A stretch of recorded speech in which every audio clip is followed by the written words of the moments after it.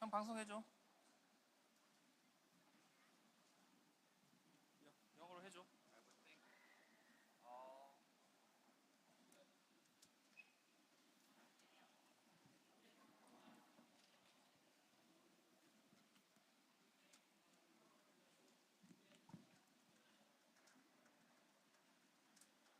시간 계획상 8시 반부터 10시 반까지입니다.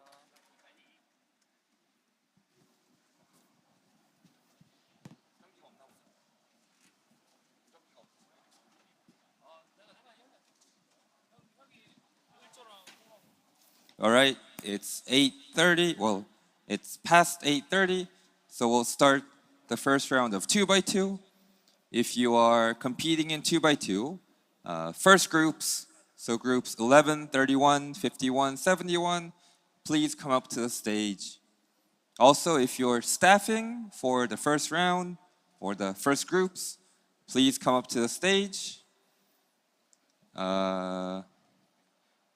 안녕하세요. 2x2 첫 번째 조에 참가하시는 선수분들께서는 무대로 오셔서 기록 측정을 해주시기 부탁드립니다. 또한 스태프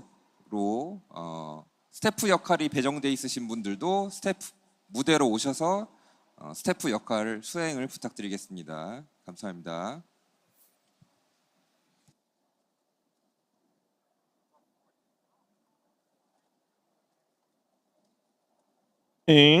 Good morning, good morning. Welcome to day 3 of the Rubik's WCA World Championships 2023 in Incheon.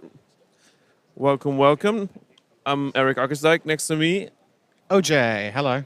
good morning. What's cooking? Good looking? Thank you. yeah, it's good. We're going to kick off with some 2x2 today.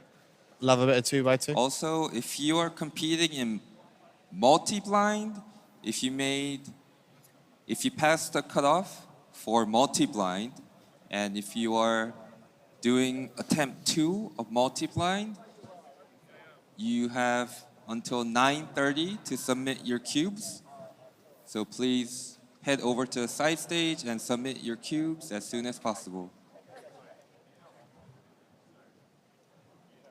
So yeah, if you didn't hear, multi-blind has a 14-point cutoff, which means if you didn't get at least 14 points in attempt 1, then you're not going to make it through to attempt 2, and your attempt has ended there.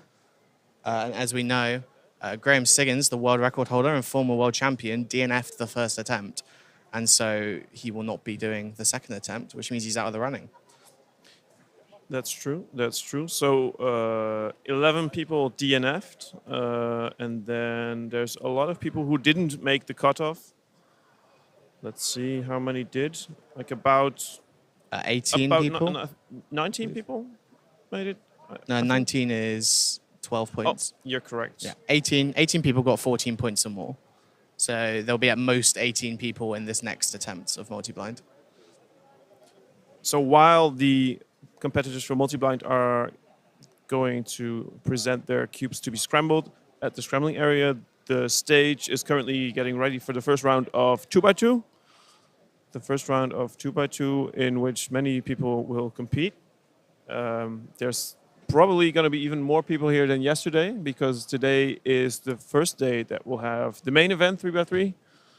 So we're going to Yes, see sir. the most people because I think almost, if not all of them, are competing in 3x3. Meaning that also, finally, we can finish the bingo. Yep, that's true, because one of the bingo points is for an official sub-10 3x3 solve. And so we know that there's guaranteed that no one has completely finished the bingo yet until possibly this afternoon. That's right. So having a look back at yesterday was a day packed full with action. We had a very splendid opening ceremony with some flashy performances, some nice cultural music, dances, and explosive taekwondo. Yeah, very explosive. That was really good fun, I thought. I thought Yeah. it was a really good introduction to that kind of culture and just cool to see, really. I thought it was really nice with the taekwondo that there was both like this, like almost like traditional dancing, but then it like started to transition into a more poppy K-pop themed kind of thing. Yeah, and they came out with those weird masks on with the X over it. That was quite cool. Yeah. Quite menacing. Reminded me a little bit of some Netflix series. Yeah. You know where? And then after the opening ceremony, we had some very interesting finals. Indeed. So we had 6x6 finals, clock, Megaminx, and 7x7. That's right. So before we talk about the finals, maybe a little point of our stream. So apparently the video is not safe for Twitch we have started in 2 Korea. by 2 round 1. If you're in the first group of 2 by 2, please come up to the stage.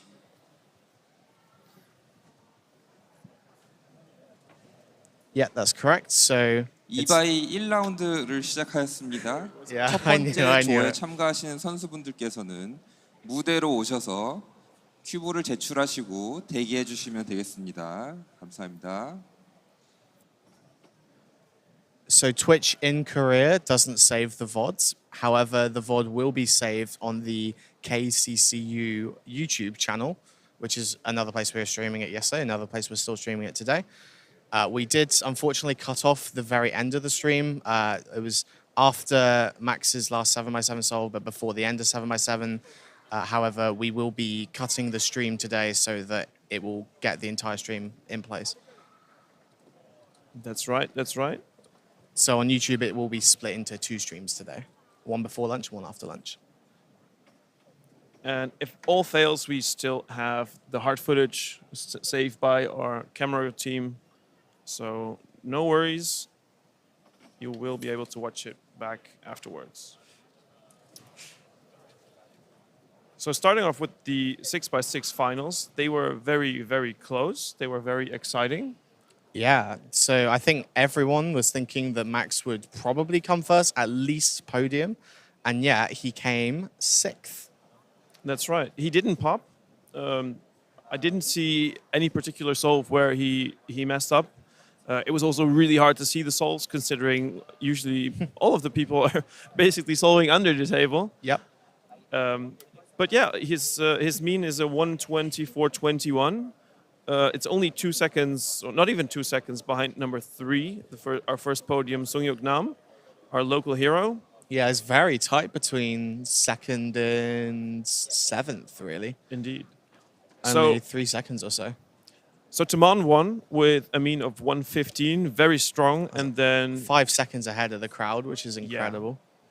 And then Kiran, our beloved Irish, came in second with 121 flat. Nam with 122.86 completes the podium, and then Felix almost made it to the podium with a 1:23.24, only not even half a second slower than Nam. Yeah, I wouldn't be surprised if Felix isn't expecting any podiums from this competition. So to come so close to one must have been a little bit of a so close probably. It would have been fun to see him back on the podium. The amount of cheers would be massive. Yeah, so true. After 7x7, we had our clock finals, and they were really exciting as well. Just as 7x7, it was not possible to see them actually solve the clock because it's not possible from the camera angles that we are having. Nevertheless, it was really exciting. It was really close. Contrary to 6x6, I think the favorite did win this time. Tommy Cherry from the United States with an average of 375, very strong. Yep. But then, of course, in second and third place, we had tied Conan Mo and Luke Garrett, both tied with a 4.66 average. And so Conan Mo ended up coming second because of his single being less than 0.2 seconds faster. That's incredible. Which is the second tie, I believe, that we've had in the podium, isn't it? Or am I mistaken? That's a good question. You know who might be able to answer this question? Oh, yeah, that's me. Hero I seem to Choi. remember someone saying it, so I'll have a quick look.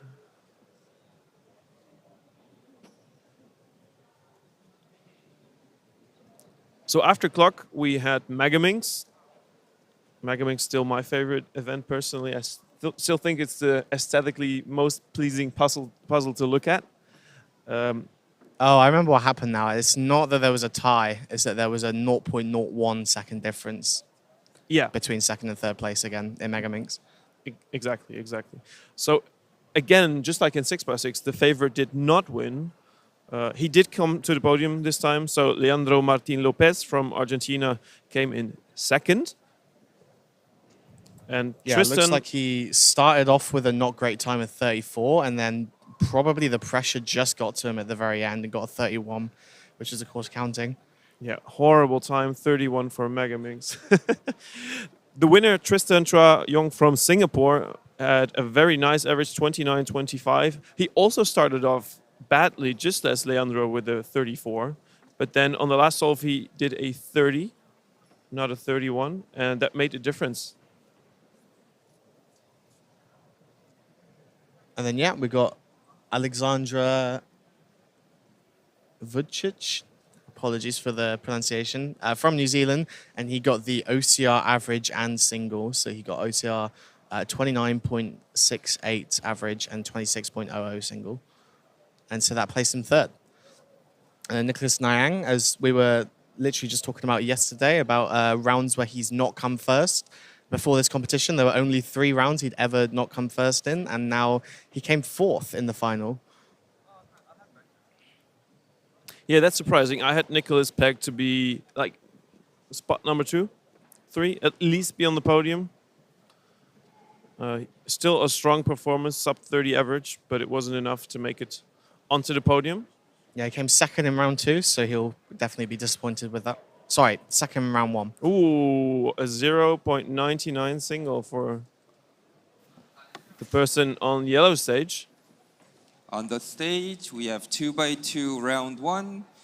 If you are competing in the first group, group 11, 31, 51, 71, please come up to the stage and submit your puzzle. Also, if you are staffing for the first groups, please come up to the stage and staff for the competition. 현재 무대에서는 1라운드가 진행 중입니다. 첫 번째 조가 진행되고 있으니 첫 번째 조에 참가하시는 선수분들께서는 무대로 오셔서 큐브를 제출하시고 선수 대기석에서 대기해 주시기 바랍니다. 또한 스태프로 배정되신 분들은 무대로 오셔서 역할 수행 부탁드립니다. 감사합니다.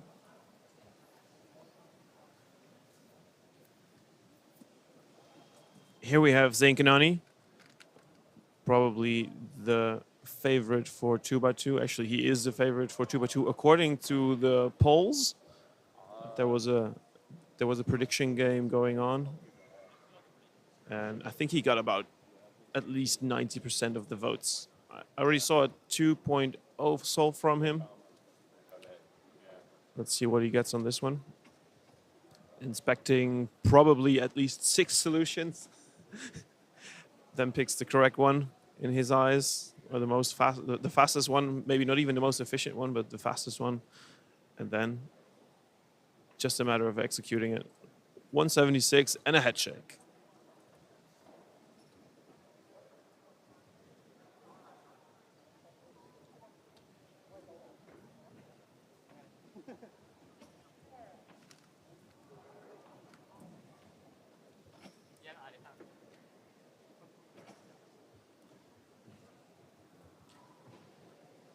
So to complete the finals yesterday, the last final, the final, it was the 7x7 finals.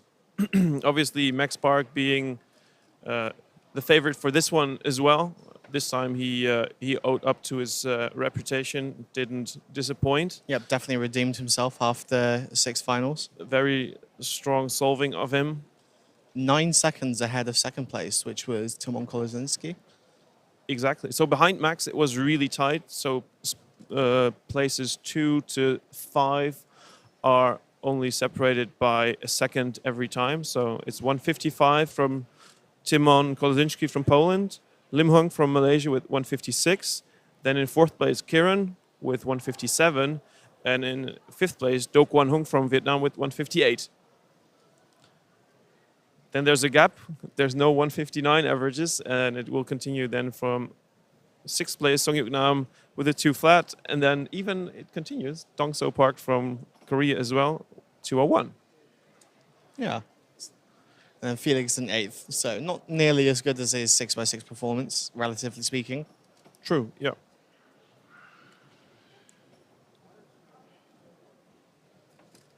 And then, yeah, that wrapped up the day. And of course, we've got a lot more rounds today. We've got 2x2 round 1, OH round 1, 3 blind round 1, 3x3 round 1, and then 5x5 round 2 and Scube round 2. And then we'll have dinner, and then we'll have the Nations Cup, which starts at 6:30 in Korea time, which is GMT +9. So make sure to come back for then, because that is going to be a spectacle for sure. Indeed, indeed. I hope we can get something to eat in this 30 minutes of break for dinner. I'm starting to think that there's not going to be 30 minutes. I feel like that's going to get cut short, but we'll see. Yeah, we'll see. Here we got Zayn again. Oh, the 1.44, which is, I think, counting after the other solve we saw him do. So yeah, it's no wonder that he's got a head shake there, because that is not the sort of time that Zayn would be happy with. Anyone else probably quite chuffed with that. Sure. But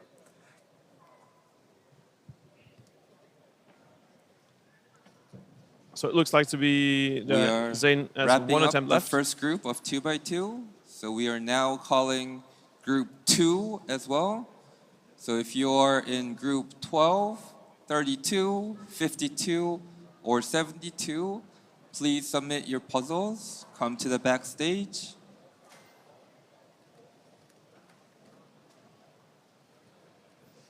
이 첫 번째 조가 끝나가고 있어서 두 번째 조를 호명하겠습니다.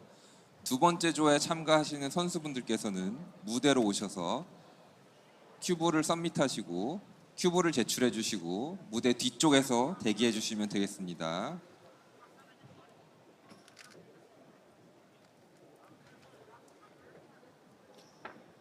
So yeah, today not that many events. We have many waves though, and in every wave or round or whatever, like the correct term is wave.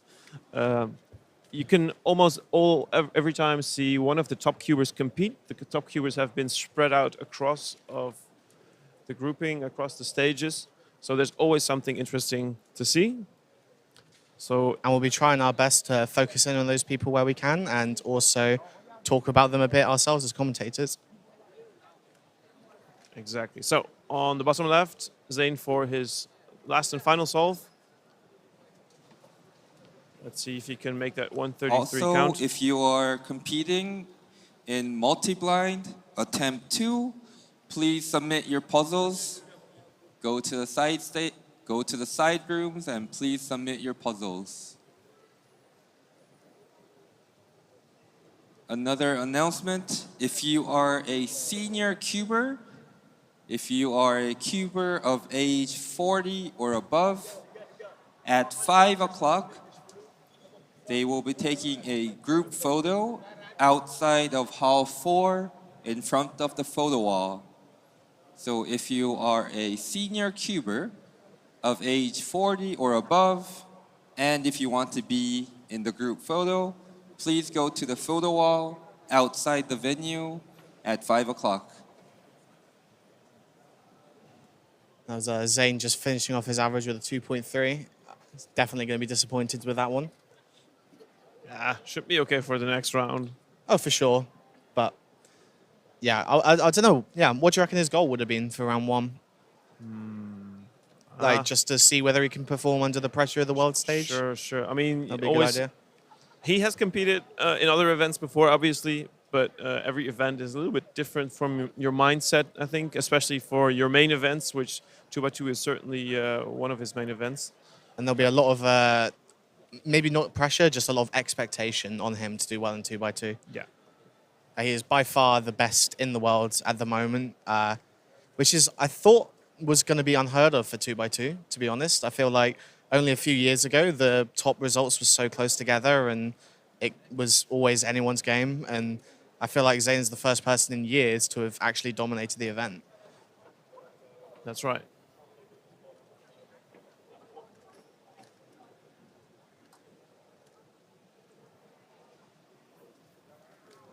So we saw 0.99 earlier, and it got me thinking that I remember sub-1s used to be a complete rarity and used to never really see them. They were only on the 4 movers or something. And now, of course, like Zayn's getting multiple on an average and other people are getting them way more often.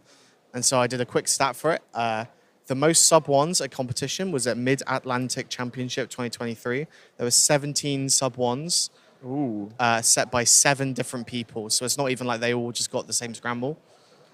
It was not on the same attempt. No, it can't have been because there were 7 people that got 17 sub-1s. Right. Which means there must have been multiple people who got multiple sub-1s. And then in Polish Championship 2021, there were 12 sub-1s set by 12 different people. So I presume that was just one very easy scramble. Gotcha. So let's see what this World Championship will provide us with. Yeah, well, we've seen at least one already. All right, so keep count. It's, of course, hard to keep track of all of the timers because we have 20 timers on the yellow and green stages and 16 on the red and blue stages.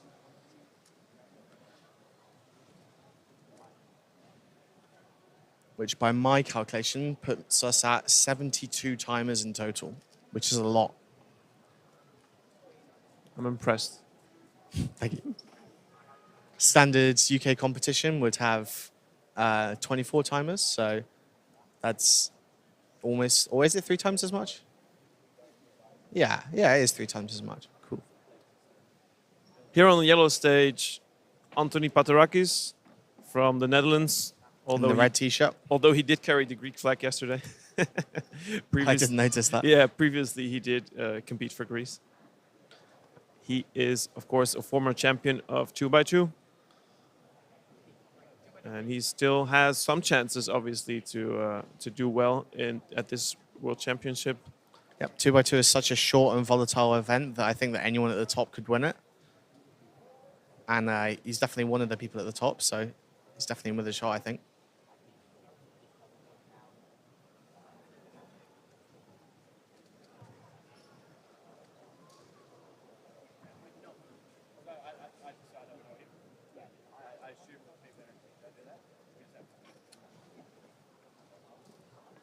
All right. 157.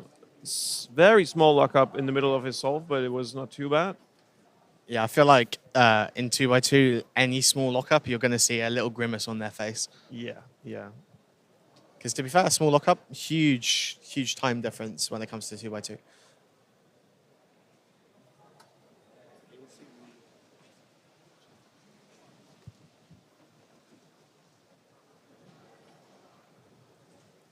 What we have prepared before this competition is also a list of all of the world champion records. So that's all the fastest times ever done at world championships.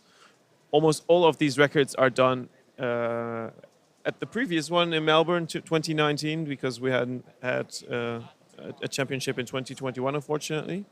Yeah, every single World Championship record before this competition was set in either 2017 or 2019, with a single exception. See if you can guess which one that would be in the chat. The 2x2 World Championship record is 1.44 for average by Anthony Patarakis and 0.87 from Ben Whitmore from the UK. Not too shabby. So I believe that Zayn hasn't yet broken that in this round. True.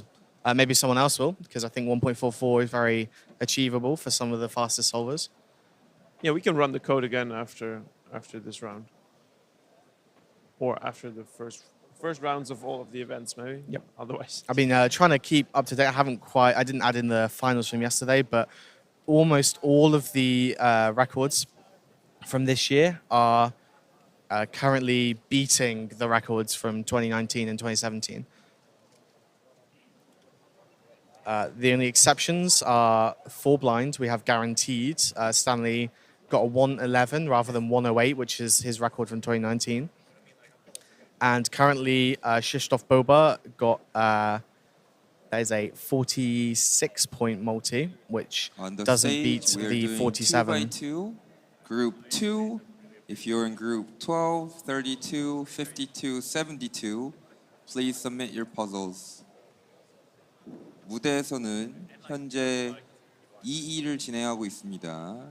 2-2 두 번째 그룹, 두 번째 조에 소속되신 선수분들께서는 큐브를 제출하시고 무대 뒤쪽에 선수 대기석으로 이동해 주시기 바랍니다. Anthony got a 1.42 on that back yellow stage just now, so...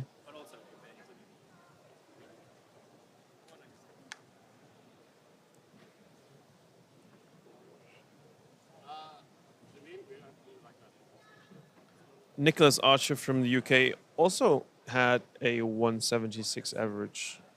If that 176 is indeed correct, that means that they are tied currently for first place. Zayn Ooh. and Nicholas. Oh, no, there he goes. It's already gone. And it's gone. Hunin Wang from China with a 166 average. And he's also gone again.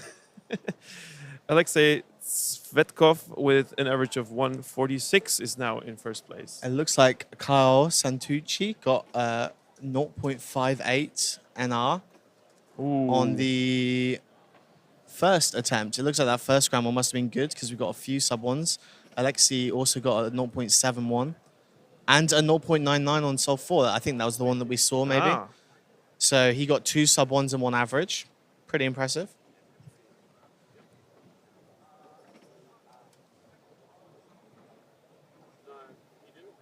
There will be 45 people advancing to the next round?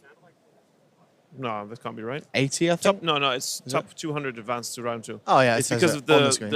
the amount of results that have been entered so far that it's... It's capped at 75% at the moment, yeah. Exactly. Up. Top to the top.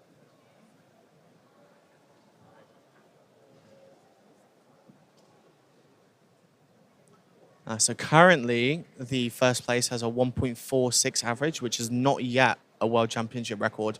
There's 0.02 off. In round one, round one of 7x7, Max Park came 0.03 off breaking the World Championship record single. However, he did beat it in the finals with a 141. Okay.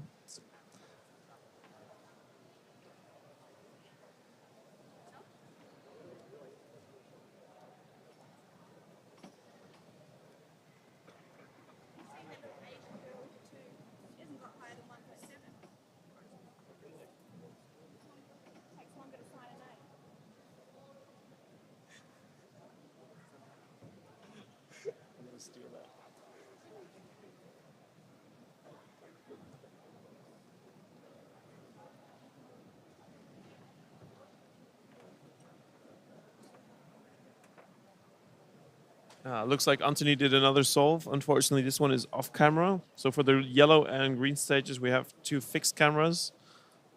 So we cannot see the times of the other. Yeah, we're trying our best to get the fast people to sit at the stations that we've got cameras on, but yeah, we can't get everything. So we'll see what we can. There will be more rounds though, so if people from green and yellow stages off camera get good times, we'll see them again in the next round, where we will have better chances of catching them on camera. We are wrapping up the second group of 2x2. If you are competing in the third group for 2x2, please submit your puzzles and wait at the waiting area backstage. Again, if you are in the third group of 2x2, please submit your puzzles.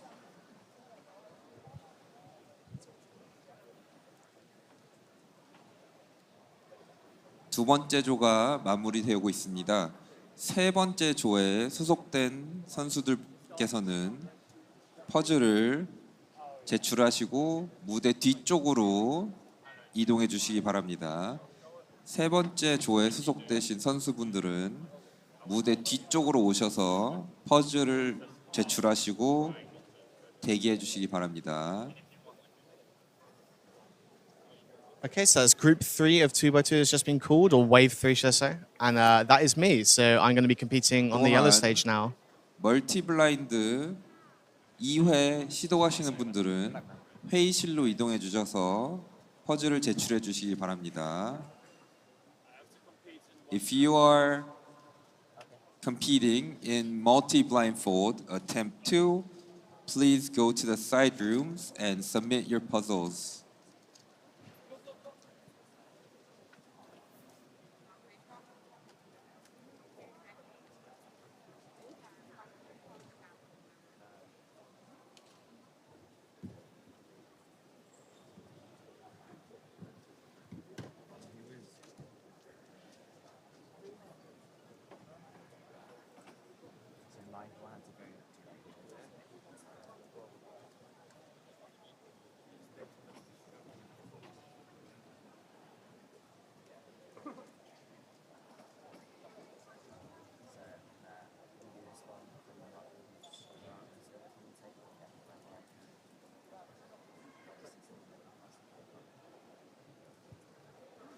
All right, hello everybody. Yo, Chris. What's up? What's up? What's up? How are you feeling this morning, Eric? A bit tired. Yeah. My feet are dead. Luckily, we have a chair. Yes. We even have 2. We're gonna go see what the next group of 2x2 is gonna do. We have some excellent 2x2 solvers within this group. On the red stage, we'll see Brennan. And Yep. on blue stage, we have Brian Johnson. Yeah, both not really 2x2 mains, mostly focusing on 3x3 nowadays, but still capable of getting low 1 solves. Brennan with around a 1.2 average, and similar for Brian Johnson. That means that if they equal or get close to their personal best, they would have a good chance of placing high within this round. Oh, wow, there must have been a fast scramble. Kyle Santucci got a 0.58 Canadian national record single. And I think Brennan Lynn had that one before. Let's see if he can get it back. Yeah, maybe. So if it's within the same round, it will not be a national record then. Or within the same day. Did we manage to see that scramble on screen? 136 plus 2. Wow, I have no idea who that is. That hurts. That is a rough start. Yes, signing takes longer than solving the cube. Speed cubing. Hashtag 2x2. I always hate it when the very first solve of the average, you get a good time and it's a +2, because the rest of the average, you're always thinking of what could have been. That's right.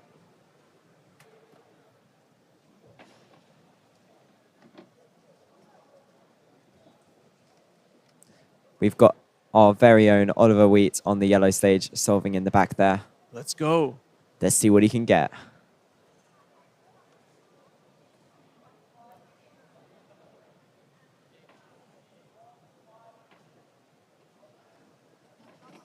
Okay. And a 409 for Oliver. I have no idea what his 2x2 personal records are like, so I'm going to look that up. Excellent question.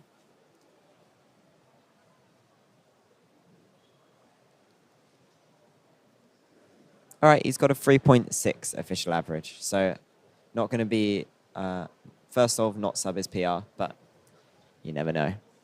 Yeah. Dylan Miller on the blue stage right now. Not really a 2x2 solver, mostly focuses on Megaminx and 3x3. 3-3-3. Is that chocolate then as well? Is No. that what you would consider chocolate? No, in the UK, we would only consider it chocolate if it was 3 decimal places. They're the same. I see, I see. Well, the same digits for your whole solve should also be something, right? Maybe it should be Something special. Extra special. extra special.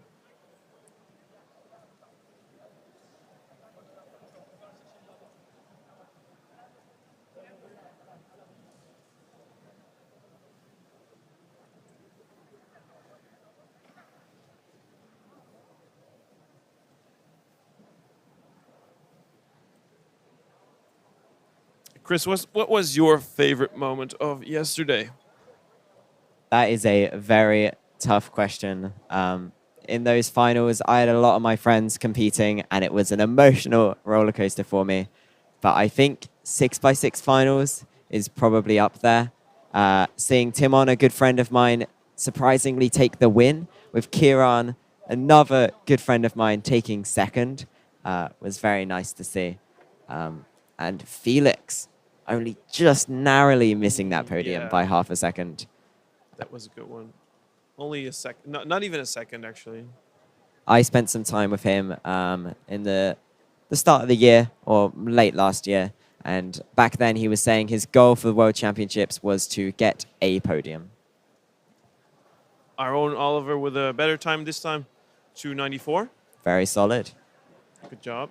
So Felix yet to get a podium at this World Championships, but 5x5 and 4x4 finals are still yet to come, and 3x3 finals. You never know. Yes, exactly. You never know with Felix. Full of surprises. I also had a very enjoyable time watching Megaminx finals. I was sat with Elias EU, another fellow New Zealander, and we were watching Alexander Vucic. And Alex has had a massive mental barrier of trying to beat the sub 30 average, and he managed to destroy the barrier for the first time in a World Championship finals.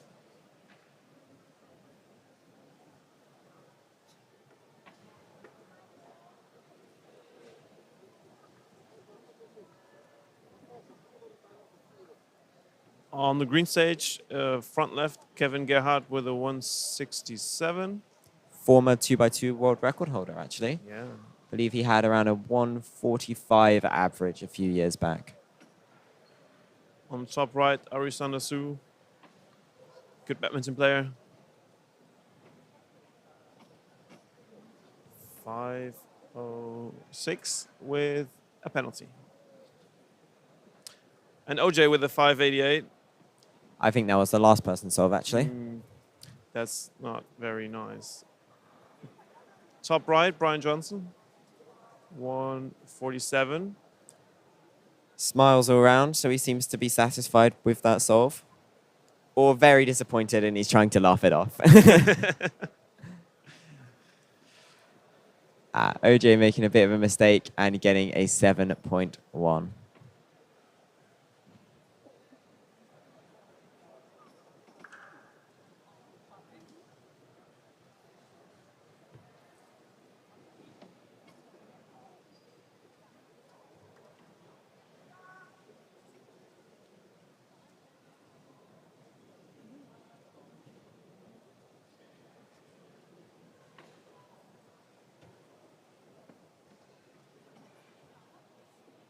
I think we should talk about that opening ceremony, Eric.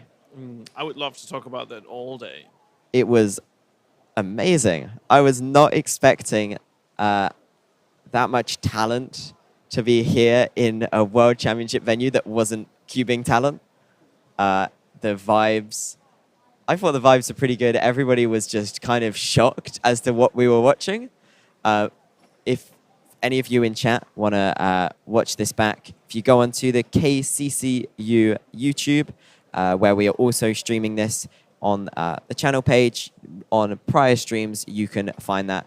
And it will probably be about 9 hours into the stream or something like that. I'm not sure exactly, but you should have no trouble finding it. And it's definitely worth a watch if we've got some downtime on this stream. Exactly. Like during the opening ceremony, something was going on the stage, and then at some point, suddenly we heard some massive noise coming from the right side, Yeah. from where we are sitting, where they started banging the drums really loudly. Yeah, there was a marching band almost, but it Yeah. was not the normal marching band we are used to in the No. West. But it was definitely much cooler. They put everything to another level. Yeah. For example, the spinning discs. Yeah. I enjoyed that a lot as well. You all probably know the spinning discs. So you have a stick and you spin like a plate on it. But they had some, I think it was a wooden disc that they were spinning, and they were even like tossing it up and down and passing it on to each other. Yeah. It And was behind crazy. the leg, behind the back. It was really fun to see. And let's not forget the taekwondo. Nobody will ever forget the taekwondo. It was, to me, it felt like it started as like a street dance kind of thing. traditional. A traditional street Yeah. dance, and then all of a sudden they were kicking things, flipping things, jumping super high, and it was stuff I'd never seen before in person. Some crazy talent. It was really loud as well when they got these boards to crack. You could hear it throughout the whole venue, and it gave a nice crack. Yeah.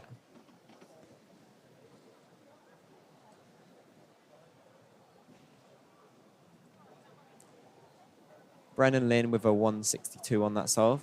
Now, zooming in on Tim Reynolds. Tim Reynolds, one of the 7 people here with a 2005 ID, still going strong. Still very prominent in the northeast of America, of the US, organizing competitions. I actually went to one of his competitions in Massachusetts in April, Cape Cod. It was in a lovely We are seaside doing town. the third group of 2x2. If you are competing in multi-blindfolded, attempt 2, please go to the side rooms and submit your puzzles now. You will not be able to compete if you do not submit your puzzles in time. So if you are competing in multi-blindfolded second attempt, please go to the side rooms and submit your puzzles.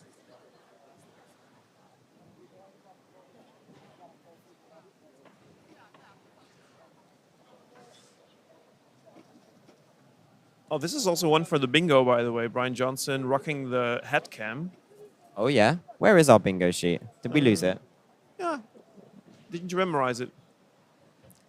I'll have to get another one. But I'm sure the head cam was one of the options that you had to cross off. I Yeah. think you're right. Brian with some very consistent solves. Every time the camera's been on him, we've seen him get a mid one and look pretty happy with it. Yeah. Still got Smiles. more solves left, though. Heads back to the waiting area.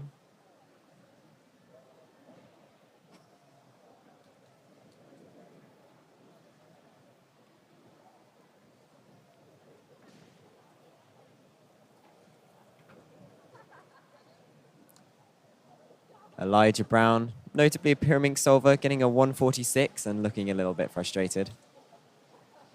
On the stage, we are finishing up third group of 2x2. If you are competing in 2x2 in the fourth group, please come up to the stage.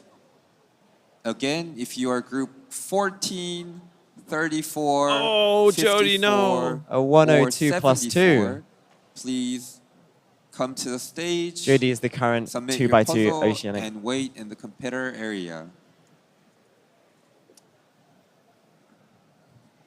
현재 무대에서는 2x2 세 번째 그룹을 마무리하고 있습니다. 2x2 네 번째 조에 편성되신 선수분들은 무대로 오셔서 퍼즐을 제출해 주시고 선수 대기석에서 대기해 주시기 바랍니다. Oh man, that last solo from Jody that gave me that broke my heart. That did. Broke my heart too. A 102 plus 2 for Jody. Not quite sure what the scramble was like. Maybe we'll see Brian on this scramble now. 142. So Again, if consistent. you're in the So fourth every group time we've of watched him, he's got 2x2, 1.4. please submit your puzzles and go to the backstage.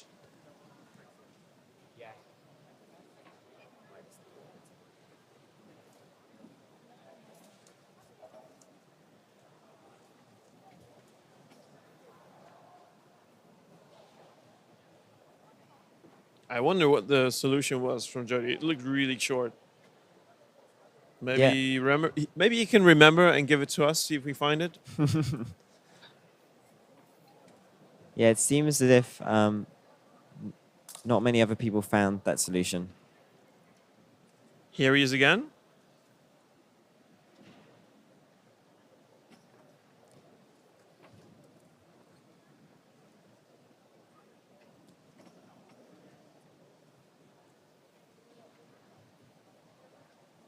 And a 224. Very All right. solid.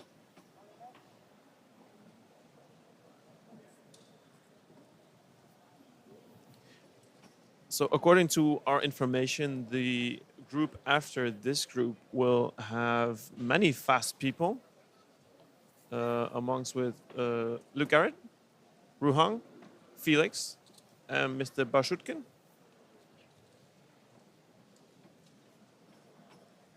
All very prominent 2x2 solvers. Let me predict a 1.4x for this one. No. No. We jinxed it. The one solve we hope for a 1.4, he doesn't get it.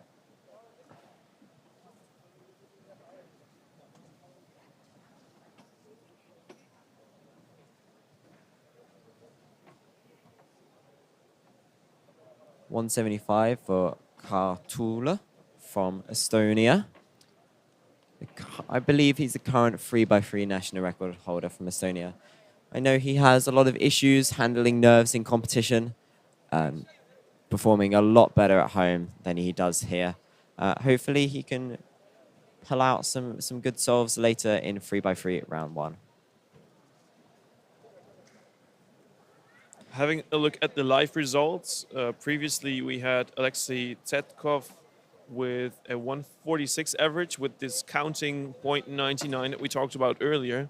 But now Wow. Anthony Patorakis from the Netherlands has joined him, also a 146 average. His single is a little bit worse, so that means that he technically is in second. Oh, another +2 for Jody. No. Oh, what's he doing? That's a counting 3 then. That is. But again, 200 people will make it to the second round, so even with a counting 3, that's definitely We are possible. doing the fourth group of 2x2. If you are competing in 2x2 and are in groups 14, 34, 54, or 74, please come to the backstage and submit your puzzle. 2x2 네 번째 조를 진행하고 있습니다. 본인이 2x2 네 번째 조에 소속되어 있으시다면 무대 뒤쪽으로 오셔서 큐브를 제출해 주시고 대기해 주시면 되겠습니다.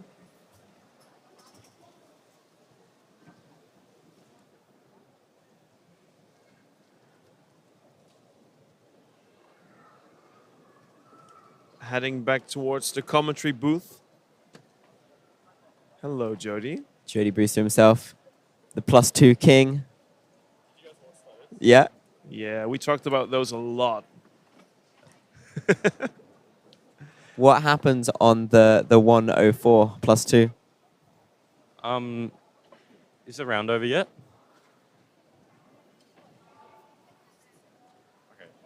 So I got a 1.02 +2, and it actually had a solved layer, and it was just a CLL. It was a really easy CLL. It was just the people on the stream you can't see, but it was this one, Ooh. and it's quite easy. You just do that. So hedge, and then insert. U2R prime. Wow. But yeah, I got the AUF wrong. And then on my last solve, I don't know what happened. That was just dumb. Very sad. Yeah.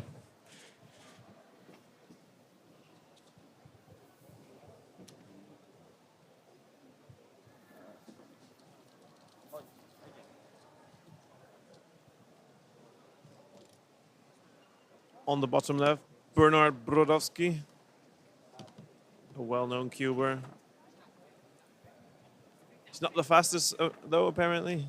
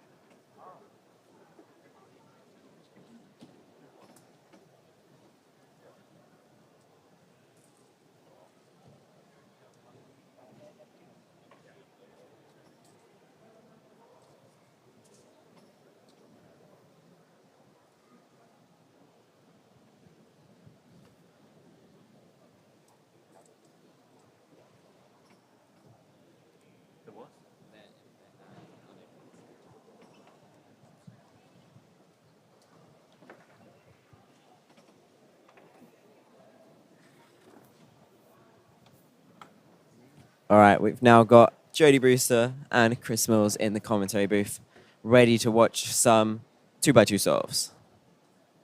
Indeed.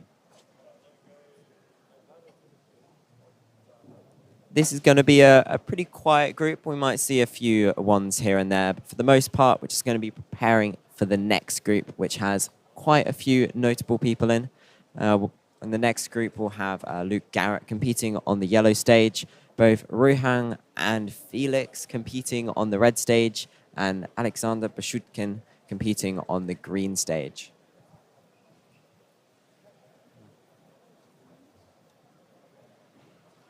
One of the most interesting things about this competition for me is seeing all of these young kids from China getting times, incredible times, competing Right. with the world's best. Did you And see- I don't know who they are. Did you see the kids in Pyraminx yesterday? Yeah. That were like, it's got to be not even the, like. And as we're talking about like- it, this kid gets a 121. He's just chill about it. Oh, he's smug. He knows what he just did. But yeah, Yeah. in Pyraminx yesterday, we saw some really young Chinese kids getting like 2-second averages on Pyraminx. Yeah, Like crazy. On the yellow stage to the left right now, we've got Marc Delamond, who over the last couple of days has stepped up a lot streaming-wise, and he's been helping a massive amount backstage. So shout out to Mark. We love you, Mark.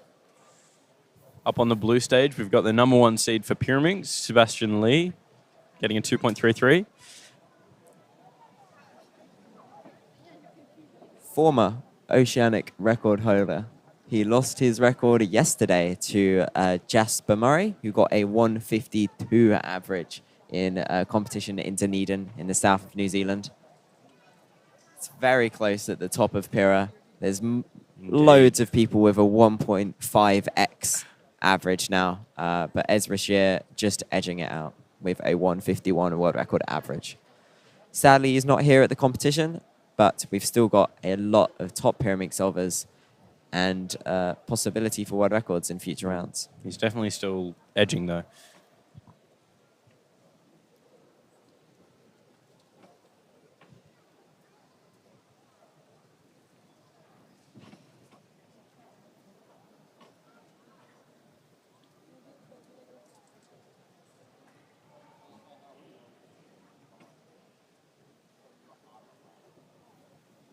On the yellow stage at the back is Ilkyoo Choi, the main organizer for this competition. He's been very hard at work this entire weekend, trying to hold everything together.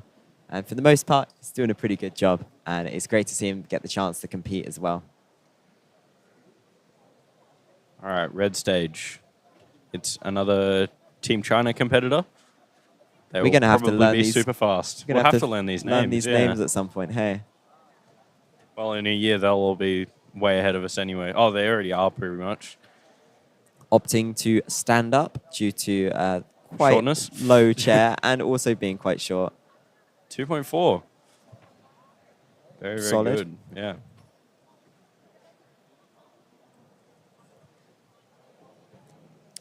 Ooh. We've got this guy who got a 1.21 on the last solve. Let's see what he can pull out. Very confident with his readying. I bet he's seeing 12 solutions right now.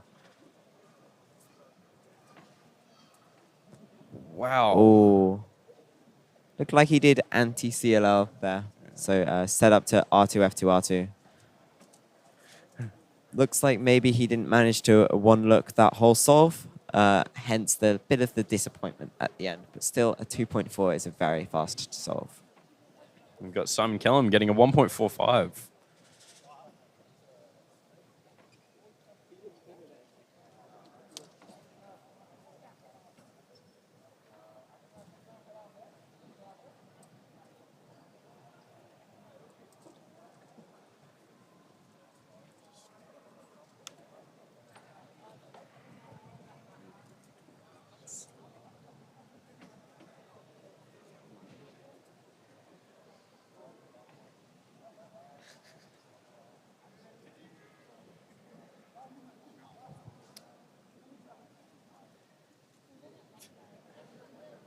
Now over on the red stage, we've got getting a 2.43 on his last solve. Let's see what he can get. Seems to have very fluid turning. Looks like the competitor to the left just had a timer issue. So we'll get that resolved by the delegate on the stage right now. Michael Young to the rescue.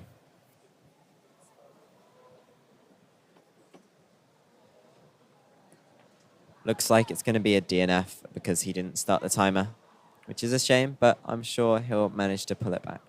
And we've got this guy again. This guy. On the red stage. I think I'm going to have to do some talking to people sometime this competition and learn some names. I think that would be good. It's like a nice yellow layer. Oh, yes. Ooh, a 165. He doesn't look satisfied, though. He looks like he's hungry for it. I think he's just staying in the zone, staying focused. He knows what he needs to do, and he's doing pretty well.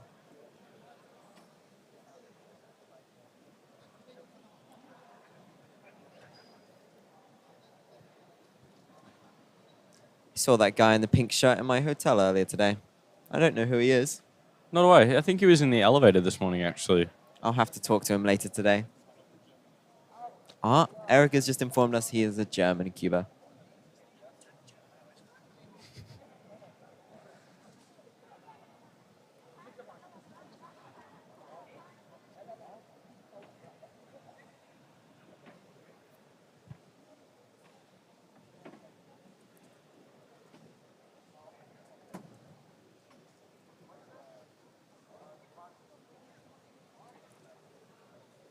Alvin Wotz from Switzerland, coming up for a 2x2 solve.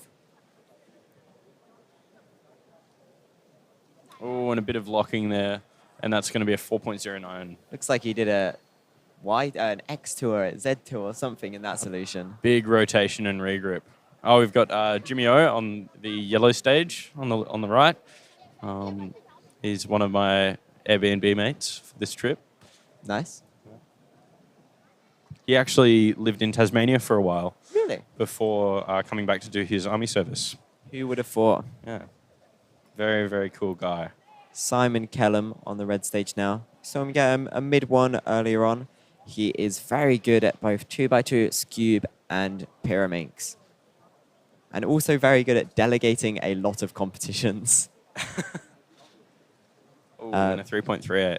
Simon, I think, has been to the most competitions this year so far. Do you know how many competitions he's been to this year? How many competitions has he been to? He has been, I think this is his 53rd of the year. Wow. And we have this guy on the This red guy. stage. Look at him go. Oh. Didn't manage to one-look that solve, but still pretty good.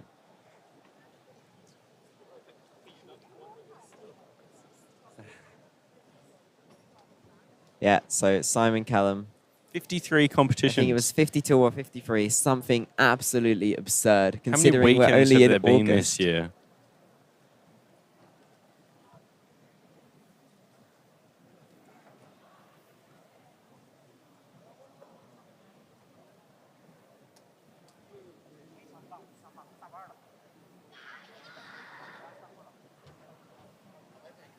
There's only been 33 weekends in 2023, but he's done 53 competitions.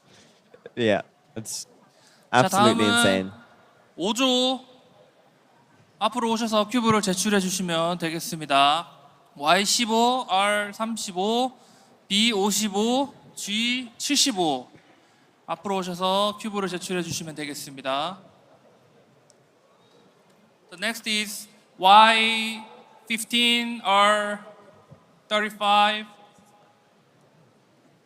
B55, G75. Please submit your cube.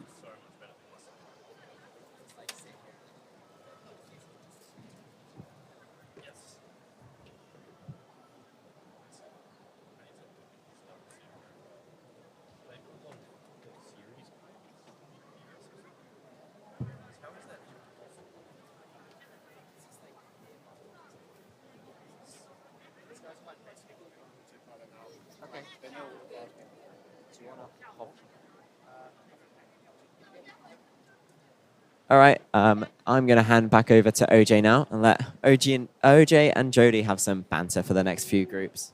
All right, see you guys later. I've only just realised this, but we could call ourselves OJD. Oh, Jody. Oh, Jody. Or we can call ourselves like Joj. Joj. Oh, I like Joj. Jojo's good. It's like Joji if he was French. Joj. JD. Oh, Oh. now we've combined the two. A mashup of a mashup. This is cursed. We're just talking about Simon Kellum, who has done 53 competitions this year in 33 weekends. Yeah, I've heard about this actually. I need to look at this. So him and is it Peter Hugerson Miller or someone are in the battle to have the most competitions in a year, and What- are intentionally going out of their way to go to multiple in a weekend because that's the only way that they can do. It's not good enough anymore just to do one a weekend. What is the current world record for the most competitions in a year? I can find that out if you give me my laptop. Oh yeah, that's your one. So in this 2x2 round, we have quite a few big names. So we've got oh, sorry, I'm misreading. We have Luke Garrett, Ruhang Xu, Felix Zemdegs, and Alexander Bashkutkin. I hope I'm saying that right. So we'll hopefully see some impressive results this round. And Felix with a 1.82 over on the red stage to begin the round.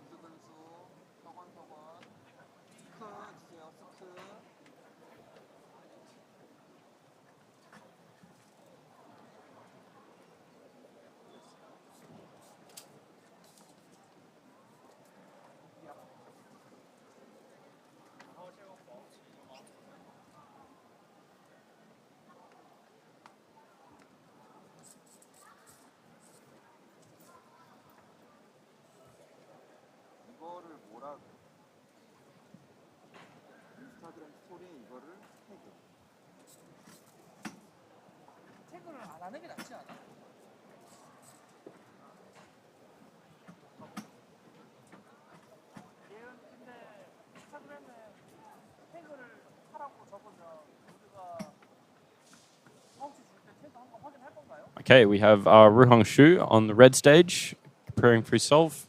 And now we have Felix Zemdegs on the red stage, I preparing guess for we know his who solve. our cameramen favour. Yes. We will be able to tell you Ruhang's result though, since we will be able to see it ourselves. Ooh, Bit of trouble there. I got a faster average than that. I'm better than Felix. Yeah, you are. Oh, we're panning back over to Ruhang just in time Oh, for the right in solve. time. 1.95 and a head shake. Bit of a lock there.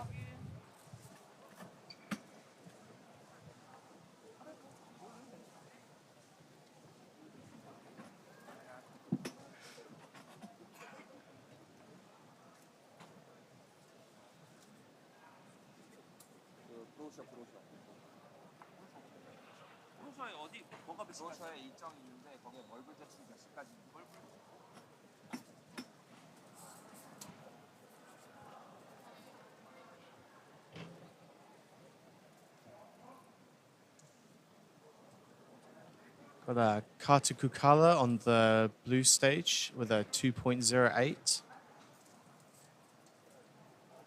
The Scube world record holder. Typically, Scube and 2x2 are quite linked events with people doing well on them. Very fast-paced events. Or sprint events, as Timon calls them.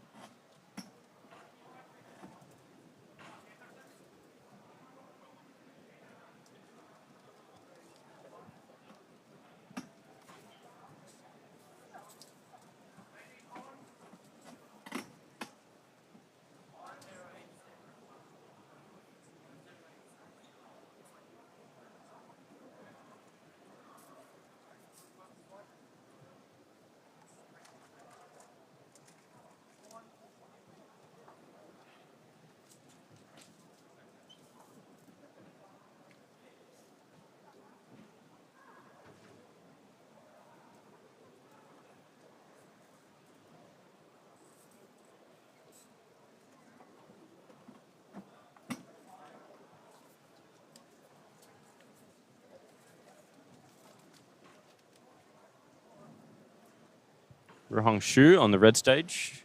Just about to do his second solve, I believe. First solve was a 1.95.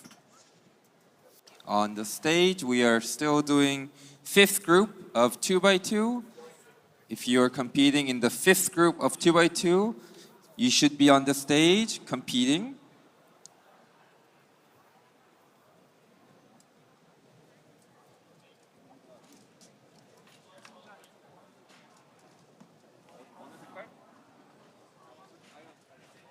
Uh, 1.46 for his second solve.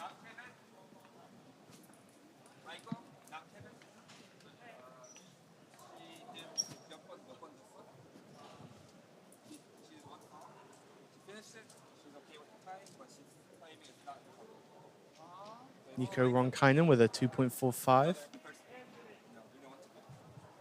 And we've got Joey Gooley on the yellow stage. A lot of older cubers. We're a big fan of Joey. Not exactly best at 2x2 though.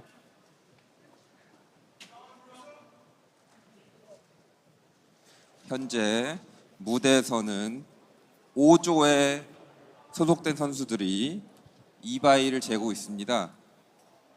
15조, 35조, 55조, 75조에 소속된 선수들이면 무대로 오셔서 2위를 진행하고 계셔야 됩니다.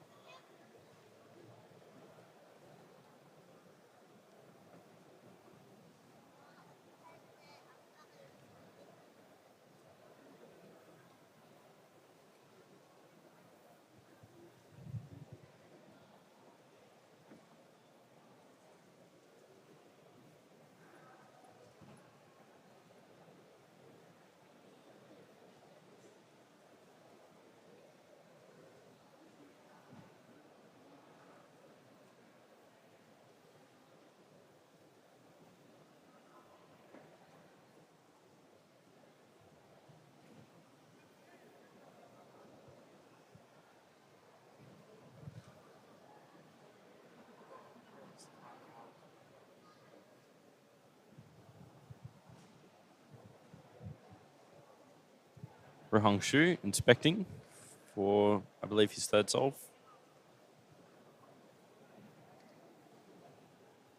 And it's 1.49. Quite consistent for his second and third solves. With a PR of 1.49, if he keeps this up, he could secure a PR average.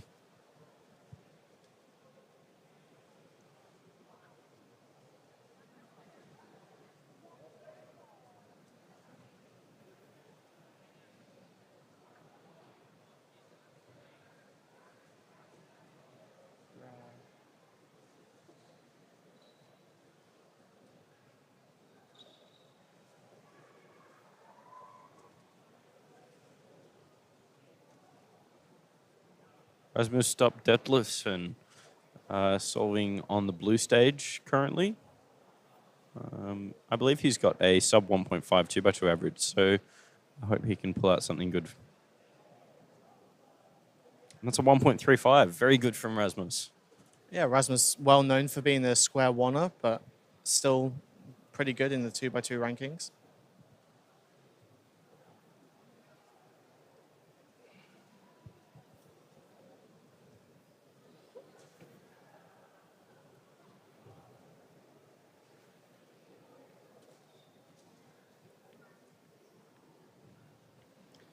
Carter with a 1.24. Looks like it's nearly a +2, but isn't quite. And we're going into Ruhang's fourth solve, I believe, now. Unless we missed one of them.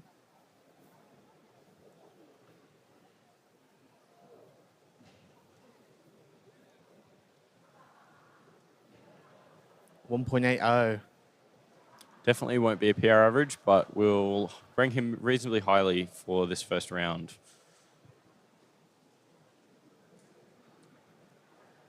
Yeah, I think his BPA must be about 1.7, roughly. Felix with a 3.39, which would be counting after his first solve, which was nearly a 5.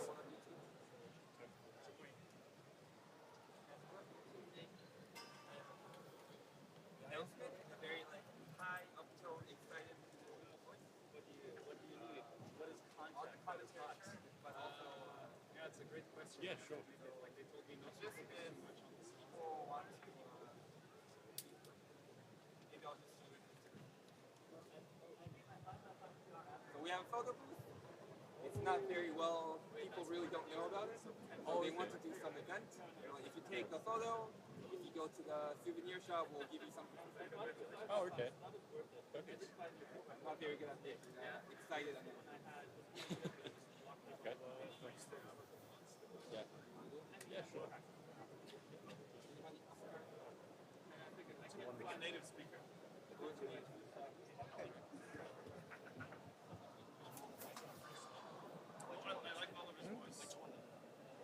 I mean, at least now and maybe like every 3 hours, maybe 3 or 4 times a day.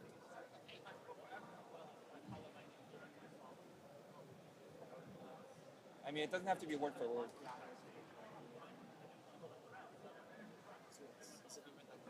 Right, it's between the Incheon booth and the WCA booth. In the corner.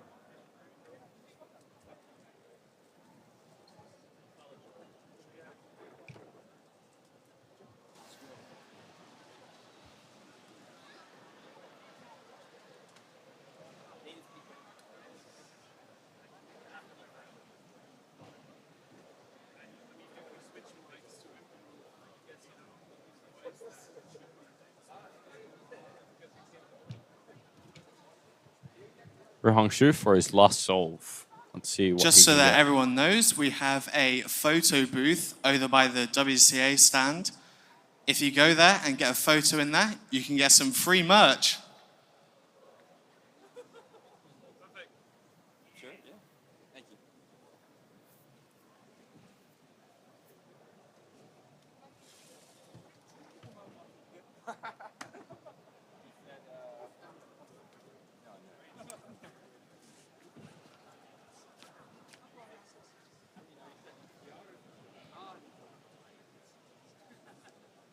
Is that a 2.63 from Ruhang?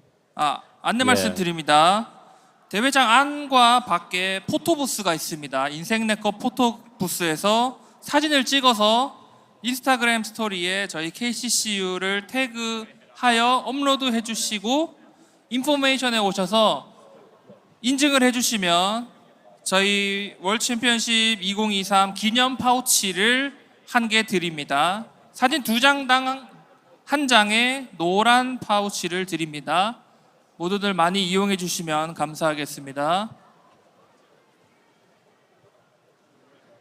We got Carter just sitting down the blue stage now. Ski world record holder. Also fellow member of the regulations committee.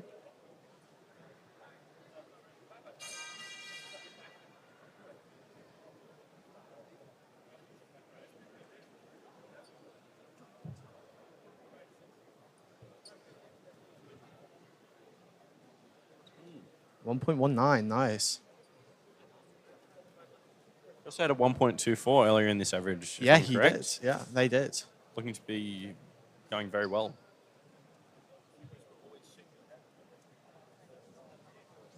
Yeah, Cubers will shake their head at literally anything. Just the tiniest of lockups. Like, oh, got a bad PLL, shake head, shake head.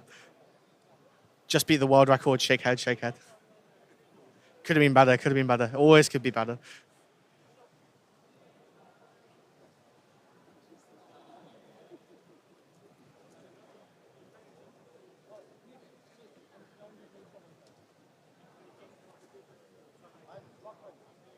When do you guys think the first official sub 3 On hours the is going to happen? stage, we are wrapping Sub up the 3 fifth average. group of 2 Yeah. by 2 and we are now 50 calling years up at least. the sixth group I think that's of 2 by past 2. the If you're in bounds of group possibility. 16, honest. According to Wired, it is. 36, You seen that video? 56, Yeah. 76. Yeah. Please Do you think it's come ever to the going to be possible? backstage, submit your puzzles, and wait in the waiting area. Every time anyone has ever said this boundary is unbreakable, it's been 현재 broken. 무대에서는 Yeah, I'm not going to say it's 5조 unbreakable. 참가 선수들이 I'm going to say it'll take a long Oh, time. yeah, 측정을 for sure. 마무리하고 있습니다.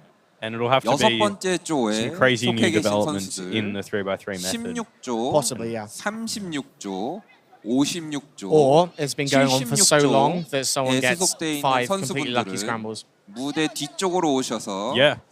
큐브를 If that- 제출하시고 if that's possible, 대기해 that could 주시기 happen today. 바랍니다.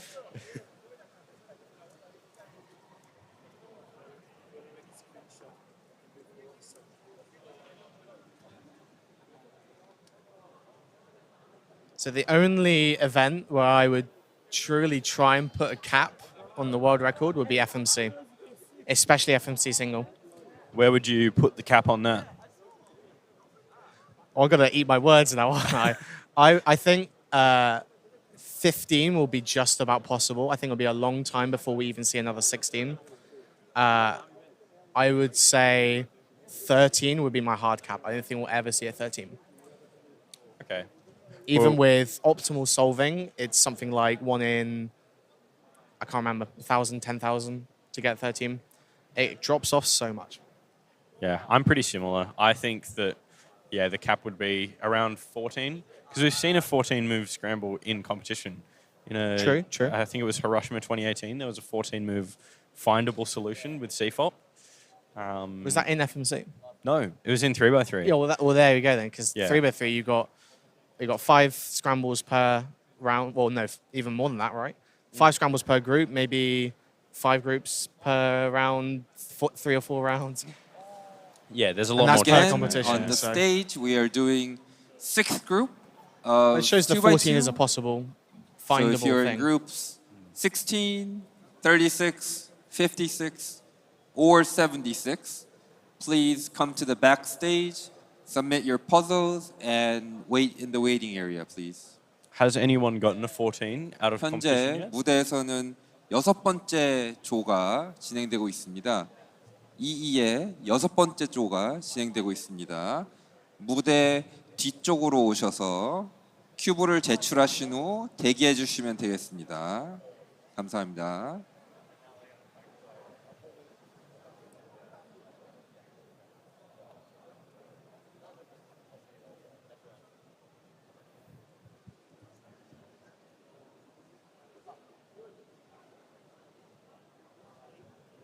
Apparently, there was an 11-move solution on an extra scramble. No On an extra way. 2, specifically. That was in chat.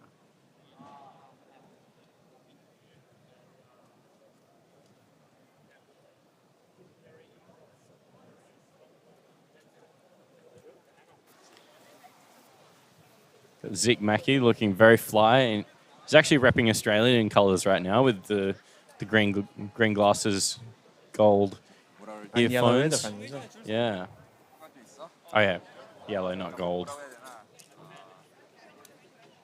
So according to the speedsolving.com wiki, on the list of unofficial world records page, If you want to 16 get is the free best that anyone's ever done in merchandise FMC.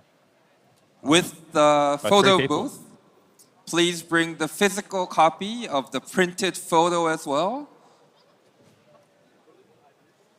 Please bring the physical copy of the printed photo as well.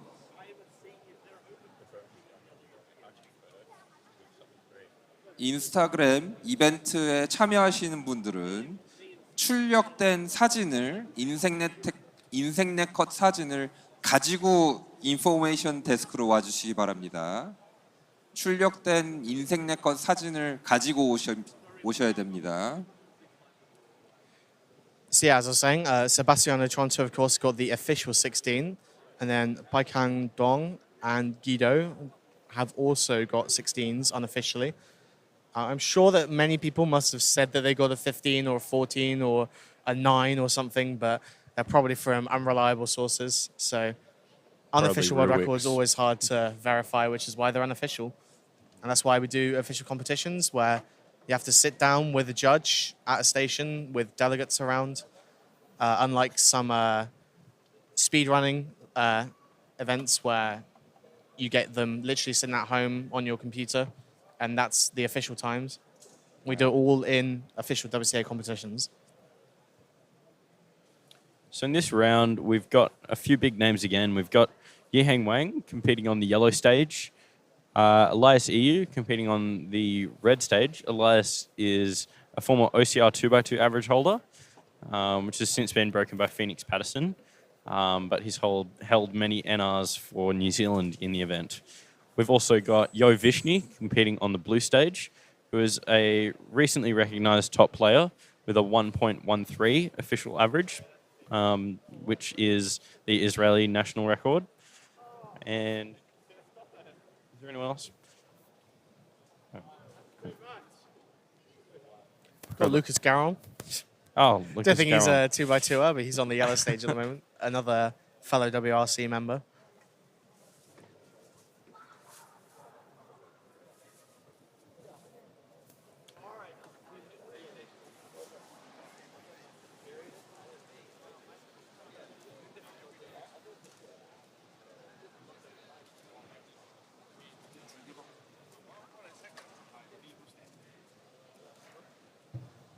Cameron Stollery on the red stage. Cameron Stollery, 10 years ago at the 2013 World Championships, actually won as a teenager. And it's really funny because at this competition, he brought the World's 2013 shirt. Again, which if is you want to actually take part of the Instagram event, please take a photo at the photo booth. You will get take a photo booth at the photo booth machines and bring the physical copy of the printed photo to the information desk, and they will check and give you a free yellow Q pouch. So Cameron Stollery won 2x2 at Worlds 2013, and he's brought his 2013 Worlds shirt 다시 안내 along to this competition. 방송드립니다. 인스타그램 행사에 참여하실 분들은 Wow. 인생네컷에서 촬영을 하신 후 출력된 사진을 가지고 안내 데스크로 와주시기 바랍니다. Just quickly, looks like Yihang got a 1.47. He is on the yellow stage at the moment, so we can't always track him with the camera, but we can just hope that he gets on one of the 4 stations that we have filmed. Anyway, tell me about this World's 2013 shirt. The shirt, it is actually older than Yihang Wang. Gosh, that is a good Yihang point. Wang is 9, and it's been 10 years since 2013. Yehang's looking a lot better than the shirt, I will say. Probably smaller than the shirt. Yeah. Got Elias Yu on the red stage with a 2.24. I don't think he's very happy about that one, but he's keeping himself relaxed.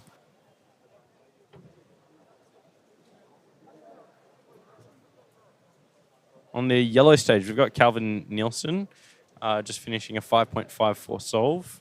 He's known for having the most PRs in a single competition, with 38, I believe, in one single competition.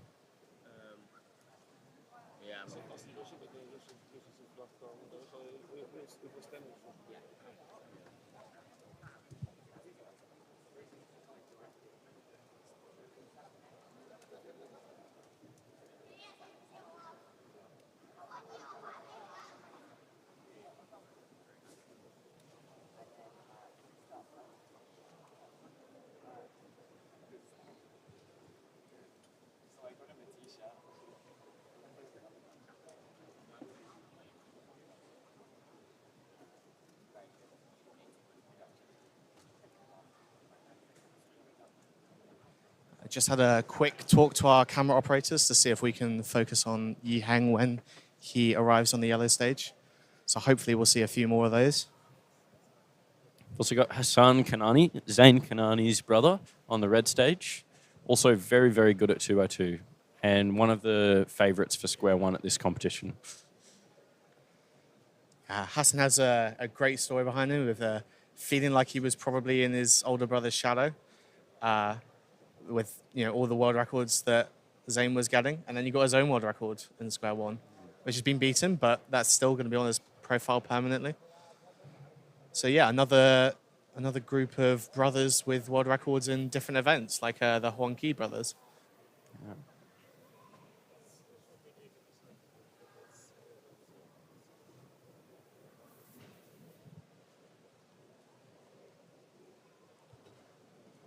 And Yo Vishnu just walking away from the blue stage with a 2.93. I don't think he's very happy with that. We've got Cameron Stollery inspecting over on the red stage, bottom left corner.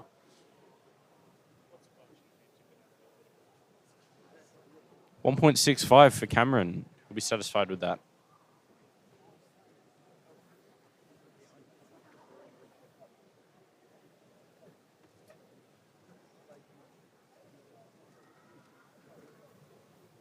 We're just getting some updates from the multi-blind room at the moment. So Charlie Eggins today decided that he wanted to get the world record for 2 out of 2 cubes multi-blind. The world record is 41, and he got 44 seconds. So very close, but unfortunately not good enough. So what you're telling me is he's one of the only people who actually managed to qualify for attempt 2 with 14 points, and he decided to attempt 2 cubes. Yep. At the World Championships. He's like 13. What? Okay. We'll let him do what he wants. A I mean, 1.25. I've been there. I've done small cube attempts just to try and get N out of ends. So 44 seconds, even though that's not world record, that is impressive. Very impressive. That's 22 seconds per cube. I mean, like sub 20 per cube, I think is very impressive for 3 blind alone. So only a couple seconds more than that for 2 out of 2.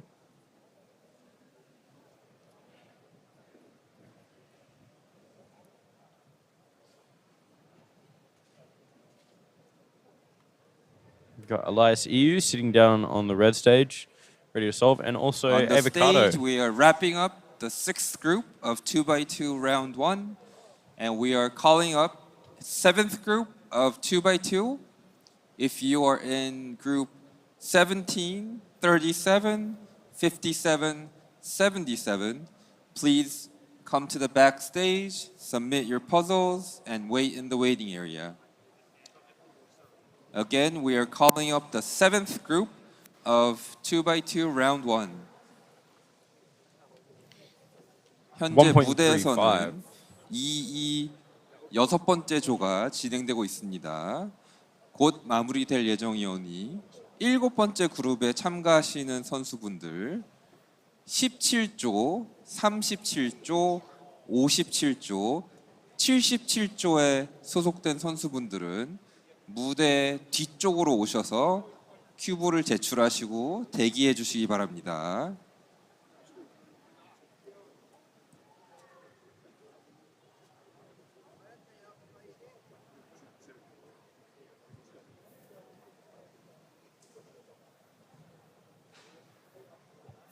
So someone in chat said that they saw someone move the camera during inspection, and so that should be a DNF. There's a pretty famous case in the past of when Max Park got DNFs for a world record average, I believe, because he moved the camera during inspection. Many people probably don't know this. As a member of the regulations committee, of course I do. Oh, 1.43 from Juan Miguel. yeah. He also got a 1.25 on his last solve. So Oh, looking to nice. be a very good average. Yeah, he's very happy with. Yeah, so regulation 2I2B was the one. It used to say the competitor must not interact with any active camera, so that included picking it up and stuff. It now says the competitor must not use any active camera, with the intention being that you're not using the camera by just picking it up. If you were like starting records or messing about or zooming in, that would be using it. But yeah, that is no longer a DNF as per the regulations that were put in place at the start of this month. Oh, wow. So you can, move it around the table. Yep. Just as long as you don't interact with it. Exactly. Or as long as you don't use it specifically. I would definitely still not do it if you just want to not avoid any issues, but that is not a thing that you should be DNF for anymore. So was someone just DNF today for it? No, people in chat were calling them out, and I'm calling out chat. Chat, okay. you should read the regs more. You should read the August regs. They're very fun. They're very good. I'm very happy with what we managed to do with them.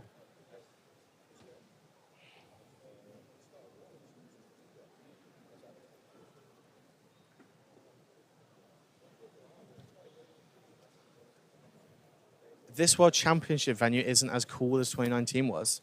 I think it's very cool in here. There's really good air conditioning. It is, yes. I presume you went to the 2019 Worlds? I did. Well, yeah, it was in Melbourne, so Exactly. very, very close to home. Literally the other side of the planet for me, so I did not attend. Yes, the venue at the 2019 Champs was very cool because it was the Melbourne Convention Centre, which is ginormous. And we had, I think, like basically the whole thing booked out. So we had a room for competitor tables, maybe half the size of this hall, and a stadium seating for finals. Stadium seating is, very good. We had that at Euros last year, and it was just great. There was never full, actually. You could always find seats. Here we've got just a lot of chairs out on the flat, but thankfully we do have the backstages, or the back stations of the blue and red stage arrays, as you can see in the blue picture at the moment. And so as long as people aren't standing up at the front or having their hands up filming, you can typically see the people on the top row. 1.34 for camera. Oh, it's a +2. So 3.34 for Cameron Stollery.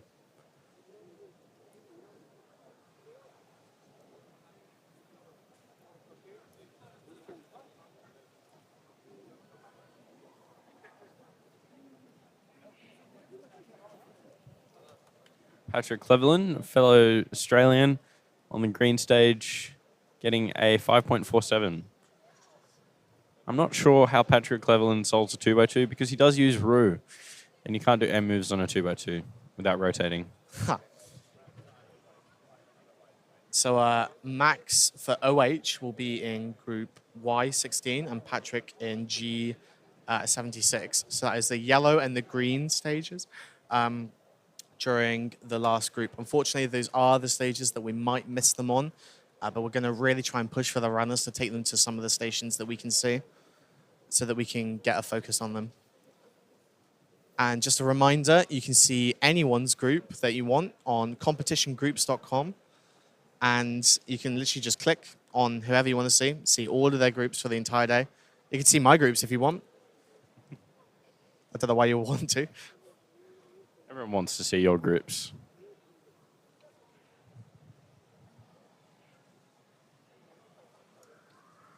I'm looking at them right now, investigating.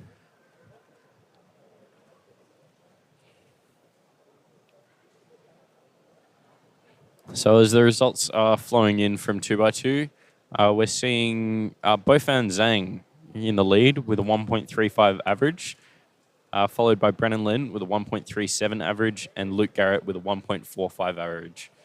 It's very close up at the top, going 1.46, tied 1.46 and 1.48, moving through the top 10. That 1.35 average is a new World Championship record. Yeah. Let's go. Woo.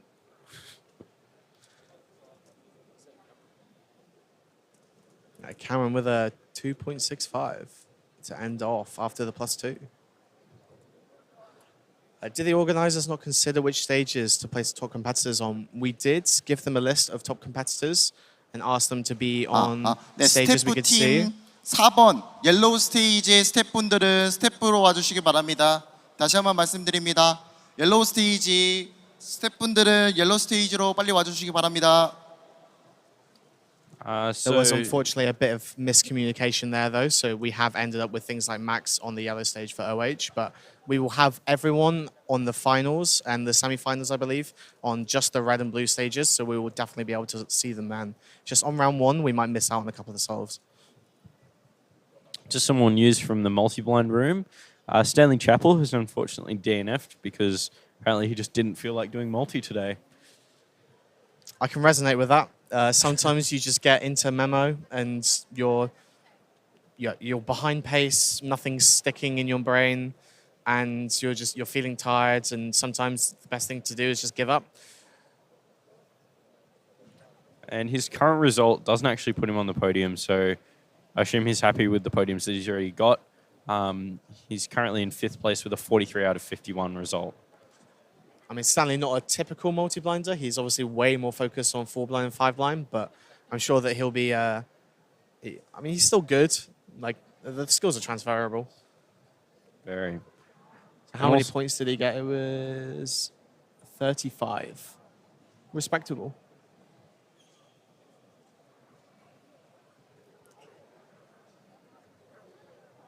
Graham DNF'd because he was a bit overwhelmed. Probably the pressure got to him a bit, as well as just the kind of atmosphere that was going on and everything. And he just said that nothing was sticking. I think he was severely jet lagged from a flight that was delayed and everything. So basically just not the best conditions for him. And he DNF'd because of it. So yeah, as we said, he will not be attempting multi-blind attempt 2.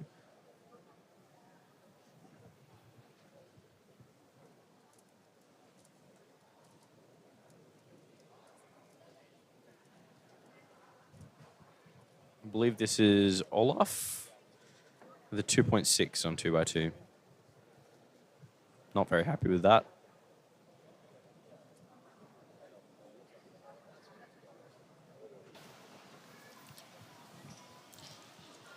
Okay, this is an announcement to all competitors and all spectators. You should have received an email saying if you are not a competitor, you are not allowed in the backstage. I repeat, if you are not a competitor, you are not allowed in the backstage. Only competitors are allowed in the backstage. If you repetitively come into the backstage, we might have to disqualify the corresponding competitor. Okay? So please do not come back to the backstage.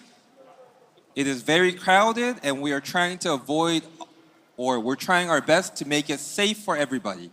So please cooperate. Thank you. I have heard word in chat that Yihan got a 1.12 average, which is pretty incredible. I wonder whether that's true. I'm not sure. I'll keep my eye on WCA Live to see whether we can get that result confirmed.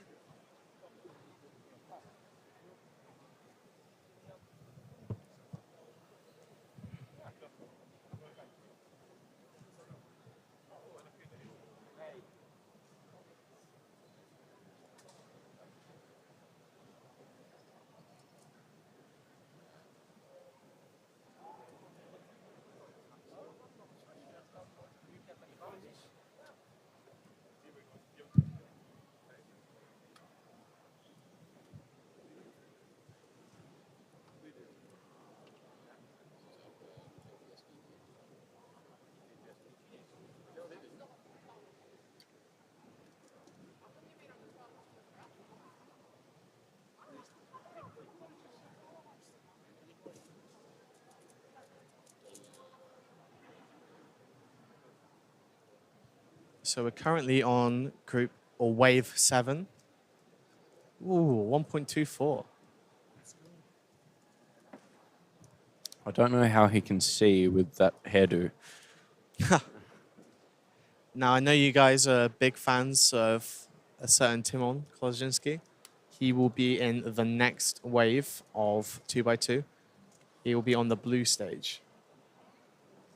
So if you guys want to watch Timon solve a 2x2 pretty quickly, then yeah, stay tuned for that. It was so crazy how he just turned up one day and decided to compete in 2x2 and almost got ER average. So Yep. 1.37 average, I believe.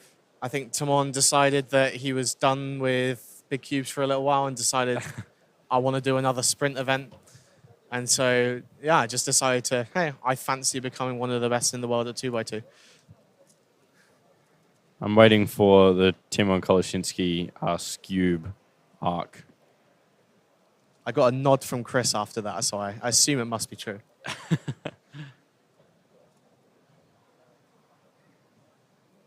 This is not the final day. This is day 3 out of 4. The World Championships this year being Saturday, Sunday, Monday, Tuesday. A very unusual format. It does mean that I will have competed on every day of the week other than a Wednesday, as will anyone else who's been to most other major championships, which are usually Thursday, Friday, Saturday, Sunday. Oh, yeah, me too. Yeah, because Worlds in 2019 was Thursday through Sunday. So the only other majors you've been to?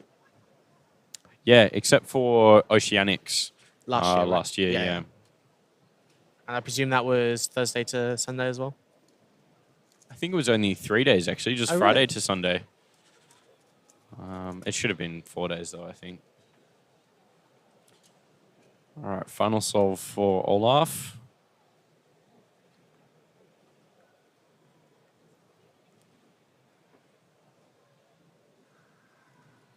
And 1.56, very, very consistent average for Olaf.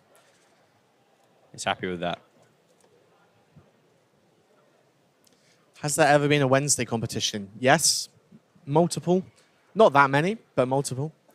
In fact, the Swedes at the moment are holding weekday competitions now, just in the evenings after work in local areas, and they're getting a lot of popularity. So, oh, it looks like we got a DNF in the red stage there from not resetting the timer.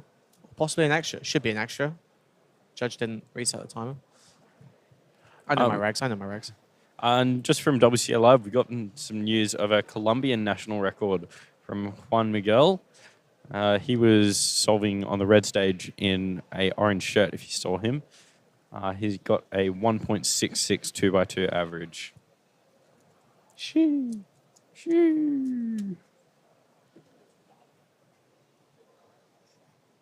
Beating his previous 1.85 average.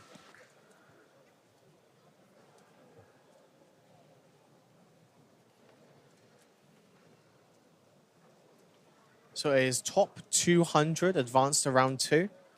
Of course, we've still got wave 7 and wave 8 ongoing, and wave 6 is still being entered. But currently, in order to be in the top 200, you need a sub 4 average, which means I'm already out, but oh well, it's only 2x2. I was super worried after my round that I wouldn't make it through, but then I realized it was top 200. Because I thought it was 80 like the rest of the round so far. But since I got a 2.5 average, I don't think that's going to do super well. I don't even think it'll be a top 100 for this round. Oh, a slip up at the end there. 2.8. 1.26 on the red stage from that guy. Polish. He is very happy with that. The double fist bump twice, I think. Double fist bump. Quadruple fist bump.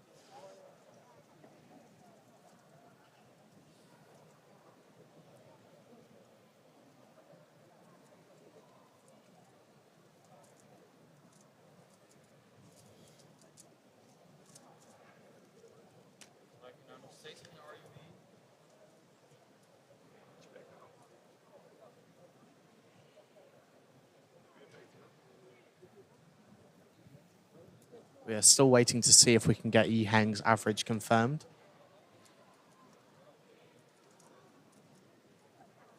Trying to use our insider info in the data room.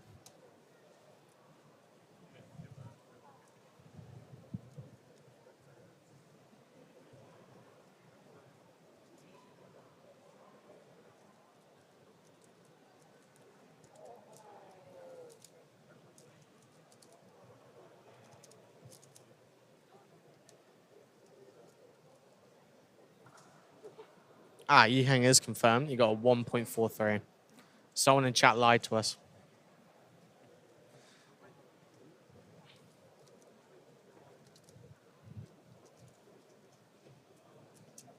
Kim Roger doing the white layer and an EG1 to get a 2.19. It's the yellow there. This is a white layer. It's yellow. It ends with white on top. Surely not. Chat, which side did he solve? Chat doesn't know anything. Oh wait, we're gonna have a replay. Yeah, okay. We're about to have to eat our word. I'm about to have to eat my words.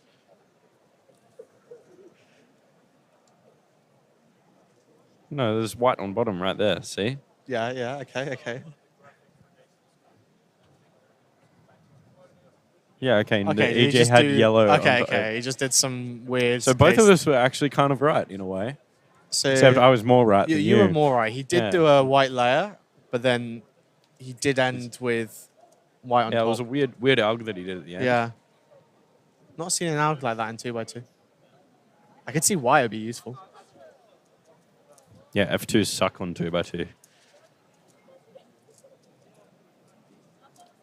Looks like we're just wrapping up with wave 7 now. After this, of course, we got wave 8, which is Timon's group. On the blue stage.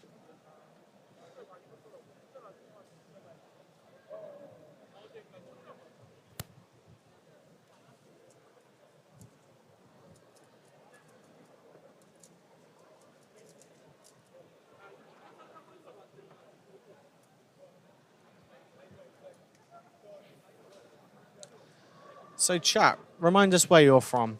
It's currently 20 past 10 in Korea. So where are you from? How late is it? Or how early is it?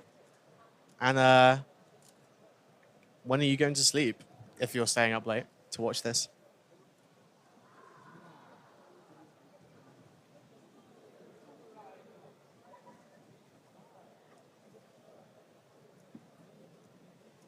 Got some people from the UK and the EU watching at 2 or 3 in the morning. A few people in the US where it's just in the evening, just after dinner time.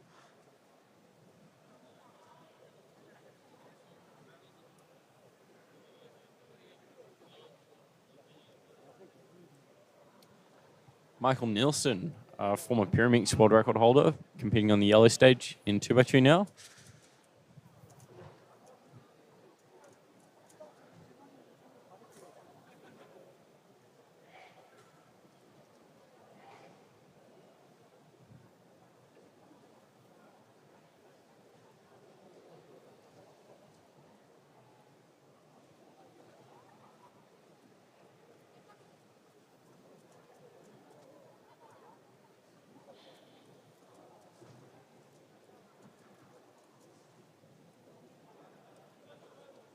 I remember for Worlds 2019, when 3v3 finals were on, I stayed up all night to watch it. By the time that I went to bed, it was the early hours of the morning, and my mum had literally just come downstairs. So I said, I'm going off to bed now. So yeah, if you've got the sort of sleep schedule that could do that, I would recommend it, because 3v3 finals are going to be insane. Of course, we've got the Nations Cup tonight at 6:30 Korea time. Ooh, go Australia. GMT +9. So tune in for that, because that is going to be fun.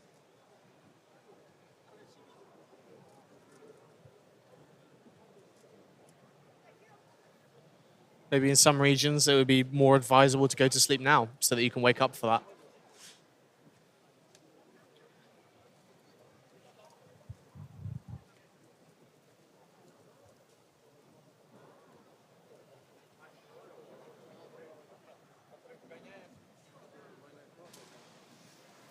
On the stage, we are wrapping up seventh group of 2x2.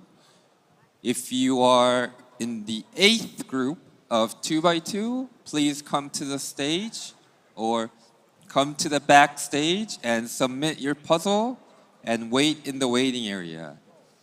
Again, we are now calling up competitors in group 18, 38, 58, and 78. 현재 2x2 일곱 번째 조가 마무리되고 있습니다. 여덟 번째 조에 속하신 선수분들은 무대 뒤편으로 오셔서 큐브를 제출하시고 대기해 주시면 되겠습니다. 18조, 38조, 58조, 78조에 속해 계신 선수분들은 무대 뒤쪽으로 오셔서 큐브를 제출하시고 대기해 주시기 바랍니다. I know that many of you guys are probably fans of Cubehead, a very well-known cubing YouTuber. I just saw him walk up, I think, to the green stage, if not then the blue stage. So maybe we'll get to see him on the green stage. Cass Hopkins with a 4.92 on the red stage. Oh, actually a 6.92. Sorry, that was a +2. Doesn't look too disappointed though. Have there ever been more than 4 rounds of an event at a comp? The answer is simply no. That's not allowed by the regulations currently. Now, maybe I should check, because I know that in the past there were also weird types of qualification rounds, but in B finals that were a bit weird, but I'm fairly certain that no, there was never anything more than 4. What events haven't had 4 rounds? Surely FMC, 4 blind, 5 blind, multi. I'll do the stat now. That sounds interesting. Yeah. Well, what's the most rounds of those events?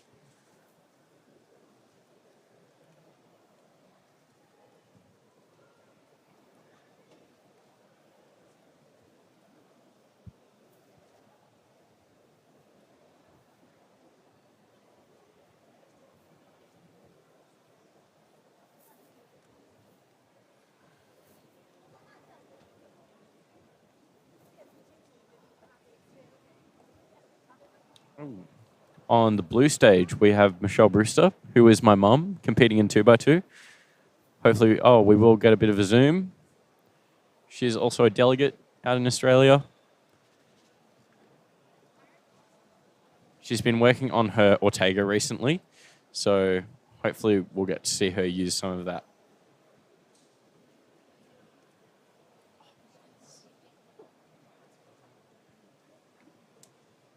Oh, not happy. She's going to keep on going, though. Triple sexy. And she's got the OLL. She knows the OLL. And she's got 2 bars. She's done something different. That's not how I taught her. Oh, she's getting her out. It's not a diag. No, just do the J-perm. No.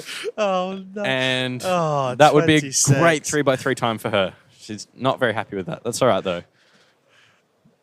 Wonder whether she knows that she's got probably about 500 people watching that solve. Actually, we were working on a while for a good towel to use for sweaty hands, because she was worried about that here. And as soon as she got the world's towel, she was so happy, because we spent literal weeks trying to find a good one. Yeah. Providing a towel for all competitors was such a good idea for this competition. I've used my towel so much. Honestly, at this point, feeling like I need a second towel, but... Yeah, I definitely wouldn't mind a collection of the world's towels. Only for the hot countries, though. You're not going to want to come to the UK and get a towel. I wouldn't say no to a towel in the UK, in case it rains. Yeah, true. I think it's just the humidity in Korea and the sweat that you get from just walking around everywhere that makes it so useful. I just feel like the human embodiment of the word glug wherever I go. Felt Lachlan Cook, another Australian, over on the red stage. Let's see what he can pull out. He's got his 3D printed cube stand, which actually just attaches to a 7x7. It's very interesting. He's an electrical engineer, so spends a lot of time 3D printing. A lot of people use random big cubes as their cube stands, so it's interesting seeing a specific tripod designed for it. Like, why not just make a tripod that doesn't require a 7x7? Well, it's got to include cubes, I think, Okay. for him at least. Or just for the fun of it, then? Yeah. Well, yeah, if you can 3D print. Ooh, Oh, and plus that is two. that a DNF? That might be It's at least a +2. at least, yeah. We'll see what he does to solve it. Oh, it is a DNF, yep. Off-white JPEG. Yeah. And on the front of the blue stage, we've got Michelle Brewster solving again. She's out of view, but I definitely need to commentate her solves. Oh, she seems happy No with bias, that. no bias. The time was 7.78. That's very good for Michelle. She's going to be very happy with that. I think that's PR. I believe that Timon should be in this group, so I'll try and keep my eye out for him. He'll be on the blue stage. Someone in chat asks if Australia is real. The answer is no. We are actually just New Zealand backrooms. Yep, it is an elaborate hoax that the world has led you to believe that Australia is real. Ari is going to use OPA on 2x2. Explain that, please. Well, every solve is going to avoid getting parity. I think it'll be pretty easy, actually. Yeah? Might be the easiest version of OPA ever. I'm not going to deny that. Over on the green stage, about to solve. He's not much of a 2x2 solver, but with his Probably faster skills, than me. with his skills on the big cubes, I'm sure he can pull out something pretty good. And 2.09, it's great. He looked very calm and composed during that solve, not rushing the moves. There was 0 lockups, very fluid turning, which I think is what he's been trying to work on, just very fluid turning at the moment. Yeah, I've always heard that he has the most beautiful turning of anyone around. There are just some people with great turning. And there are just some people with not so great turning. Yeah. I know a guy who looks like he's attacking the cube viciously every single solve. And he actually, we told him off for this so much that he went and improved his turning style completely. Completely turned it around and then started getting national records. Wow. And just in the middle of the blue stage, we've got Michelle Brewster doing her third solve. Hopefully she can pull out something good. We can see her now. We are indeed zooming in on her again. Well, we got Rob Yao on the red stage. Inventor of the Yao method for 4x4 and bigger. Fortunately, you can't do the Yao method on 2x2. Well, you can. It sucks. Because You skip the entire Yao stage. Yeah. And then just do it like a 3x3, which is A 2x2 reduced method. 3x3. A reduced 3x3, exactly. And that's an 18.43 for Michelle. I don't think she's very happy. Yeah, you can see the that head is shake. counting. Yeah, that is counting for her. We've got is that Nicolas Sanchez on the red stage, about to solve. And Ari Randers on the blue stage, about to use OPA. We can see him tracing. 1, 2, 3, 4. Oh, there's no parity on this one. Yep, exactly. Oh, we're swapping over to We can no longer see him. fast Chinese kid.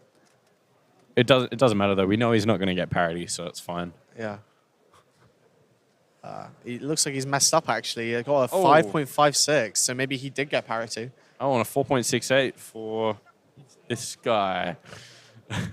I think the cameramen are zooming in on him because there was a very similar Very looking child in an earlier group. Wait, I can We point see to right now, yeah. Yeah. Maybe his brother or maybe just his friend. Who knows?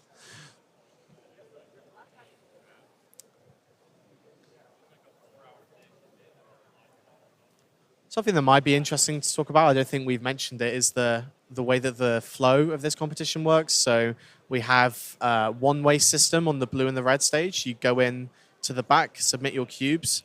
The scramble table is completely isolated.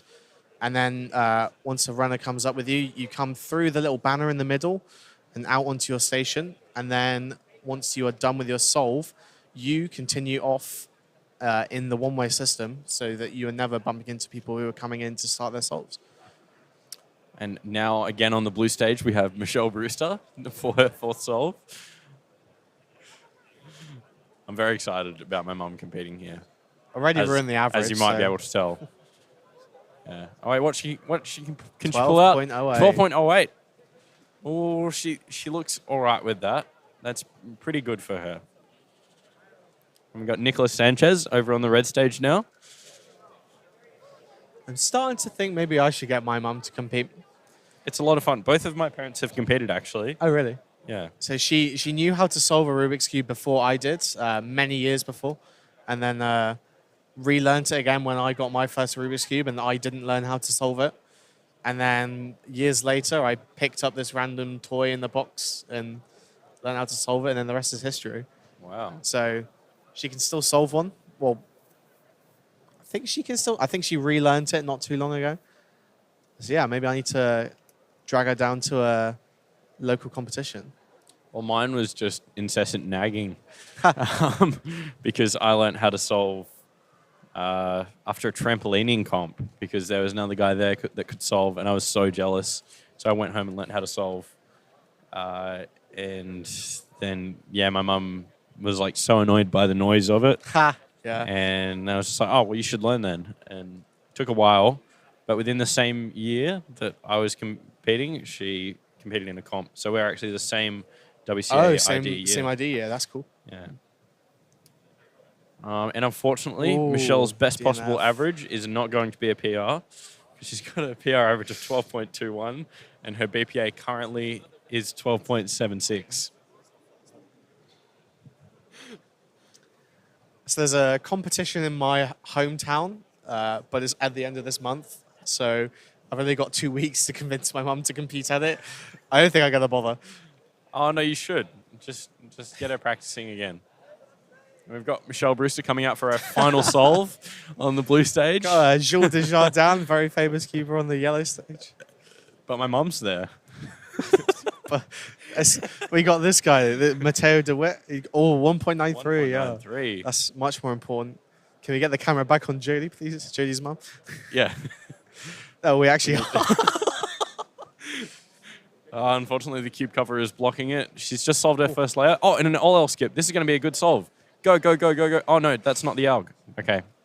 All right. It's fine. Counting 8.68. Counting That's still eight. good, though. That will give her...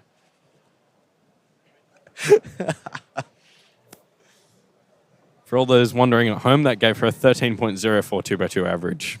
Not a PR, but she's definitely going to be happy with that. So I haven't seen any Tim on this group. Is he not competing or? Well, I think he's on the blue stage. I haven't they've seen him probably- at all. I've been looking out for They've him. probably been panning to my mum. I've been trying to keep my eye on the stage, like the actual stage. He might not be competing in 2x2 because I believe that he was registered for Pyramix and didn't compete.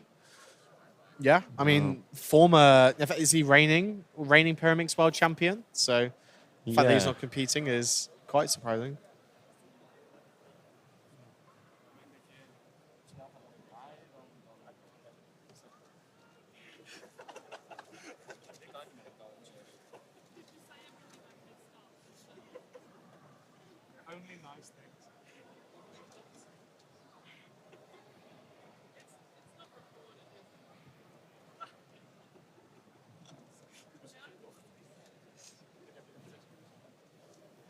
Joey was just having a quick chat with his mum there, congratulating her on her average. All right, so yeah, after 2x2, we have got one-handed. And in the first groups of one-handed, we will have Ruhang on the green stage and Songhyuk Nam on the blue stage. So hopefully we can get Ruhang to be on the stations that we are filming because I assume that he's probably pretty good at OH. And his turning in two-handed is so fast, so...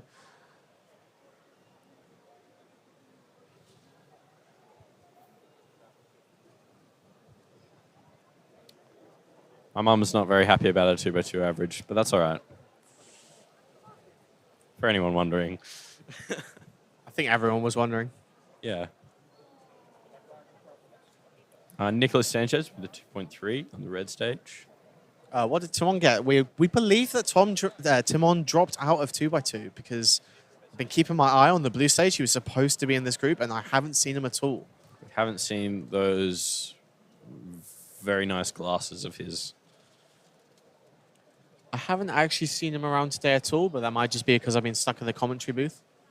Maybe he slept in. But maybe he slept in, yep. He's already the 6x6 world champion, so maybe he just thought, I'm done. Who needs for the this world championship? Yeah.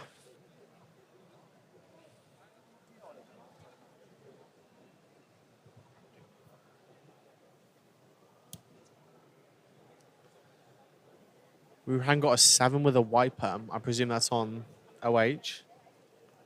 Seem to remember that. I seem to remember if he'd have done the OLL slightly differently, then he'd have skipped. Was it that he had Sexy Sledge, and if he had just done back Sexy Sledge, he'd have gotten a skip? Something like that.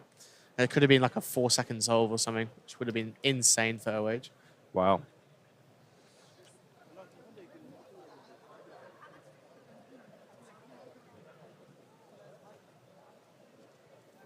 Timon lame for dropping out. Oh, yeah, he is. It's more fun to compete. He does that a fair bit nowadays. Also, the thing is, you have to pay for every event that you register for. That is true. So he's wasting money there. He is, yeah. Or probably Rubik's is wasting money there. Probably, Because yeah. I know the Rubik's are I see sponsoring Rubik's him. or Gan. I think Rubik's paid for his flights out here. Oh, okay. Oh, because he went with Chris, right? Yes, but Yeah. I think that was a coincidence. Oh, okay. Chris's cheapest flights happened to go through Poland. Of course, Rubik's sponsoring this wonderful We are competition. now calling up one-handed, but only for the red and blue stages. I repeat, only for red and blue, please come up to the backstage and submit your cues for one-handed. If you are in R31 and B51, please come to the backstage for one-handed. We will continue 2x2 for yellow and green. 안내 방송 드립니다. 빨간색과 파란색 테이블에 대해서만 원핸드를 진행하도록 하겠습니다. R31, B11 두 조만 원핸드 백스테이지로 와주셔서 퍼즐을 제출하신 후 재개해 주시기 바랍니다. 노란색과 초록색은 2x2 유지합니다.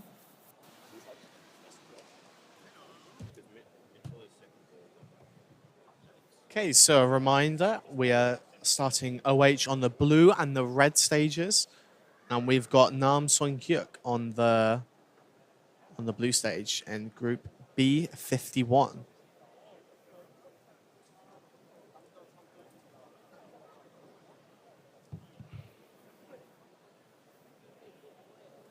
And then after that, I'll be disappearing to do my own OH solves, so maybe I should get some practicing.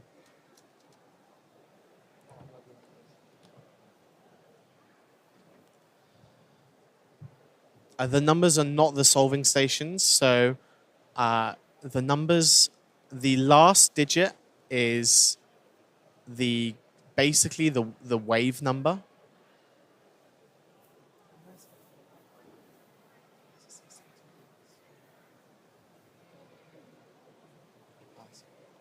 Yeah. So the first digit, 1, 3, 5, 7. Those are for the yellow, red, blue, green stages. And then for 3x3, where we have 12 groups of each stage, we'll have Y2, R4, B6, G8. And then the last digit is the wave number. And then if the first digit is like a 2, then it will be group 11, group 10. That's probably a really poor explanation. Basically, all you need to know is the last digit is the wave number for most events, and the first digit determines the stage.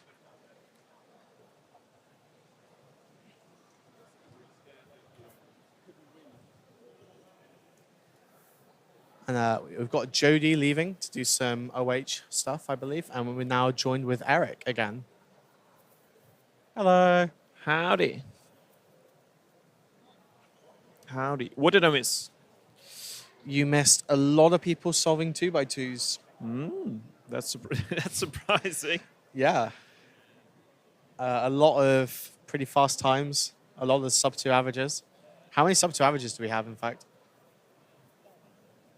Wow. There are, as of now, 33 sub 2 averages. With a few more to be input as well. Exactly. So when I left, the best average was a 146, Yep. shared by Alexei Tsvetkov and Anthony Patarakis. So there's now 4 that are better. Luke, Yihang Brennan, and Bofang Zhang. All right. Not too shabby. Someone asked, are we going to see any more world records this comp? Yes, Which event, do you reckon? all of them. All of them? No. What is the event which is most likely to see a world record single or average? We got 5x5. I know that Max is, I mean, he recently set the world record, so he must be on the top of his game at the moment. So Makes sense. maybe that's possible. One-handed, maybe. One-handed, we got, again, Patrick recently set the world records, and Max is in good contention to beat it as well. Exactly.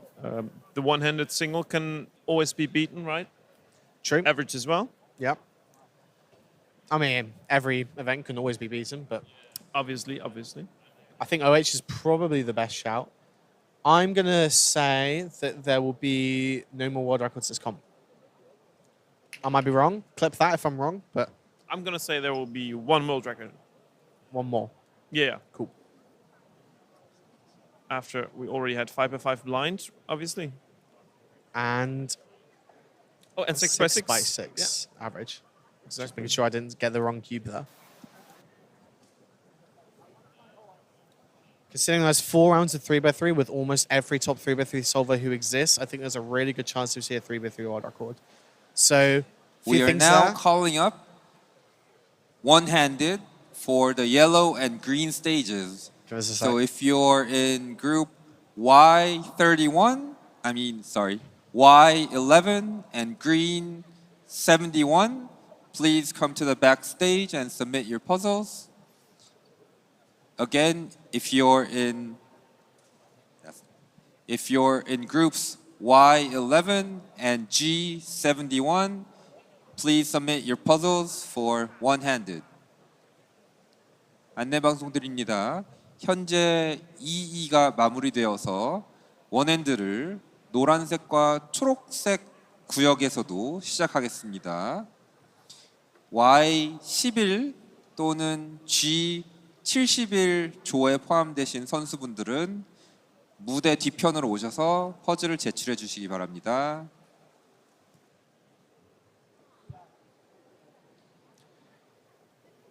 I forgot what it was. I was just saying. Oh, yeah, 3x3. So, yes, there are lots of fast people. Yes, there are 4 rounds.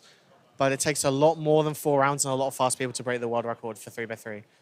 It's one of the most contested records. It's, I mean, single is almost going to be impossible to beat. I think I would put money on 3x3 single not being beaten in this competition.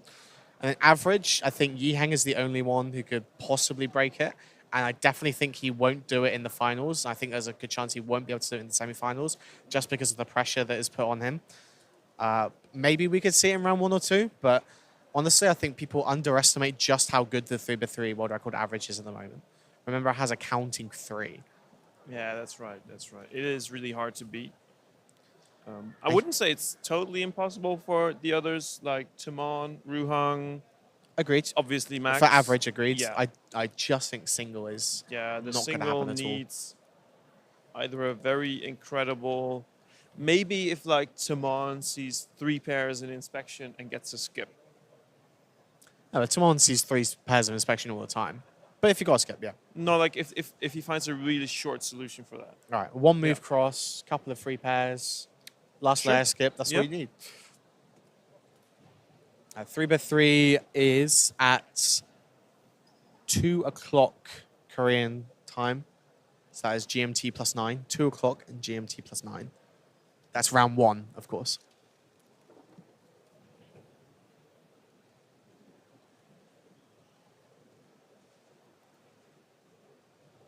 So we've According got- to the sheet that I have in front of me, it will say that in the first one-handed groups we have both Nam and Ruhan competing. Yeah, we got Nam that we're just focusing in on the blue stage. And Ruhang will be on the green stage, so we'll hopefully be able to see him if he's put on the right stations.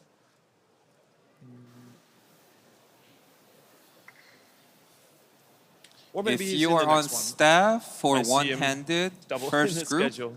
please we come can to check. the stage and fulfill your assignments.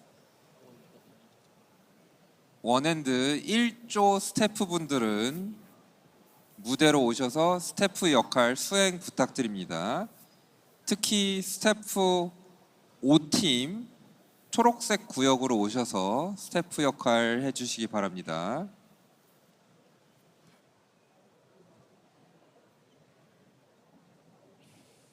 So that was Nam Song Kyuk with 10.7, I think. So an okay start.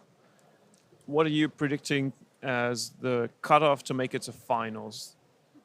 I mean, we are ahead one round then, so there will be first 80 people advancing to the next round. And but 16 then in finals. 16 in the finals. So indeed. what will the top 16 result be in round 2? I am going to say sub 11. Yeah, sub 11 seems like a good cutoff to make it into the finals. Maybe even a little bit lower than that. There are many people who will be able to get faster than 11 for sure. But the first round is always the best reference point for making such predictions compared to the psych sheet. The psych sheet only has the best averages of those that are competing, but then the first round really reflects how people are performing currently, their daily form. We can tell you a little bit more after that.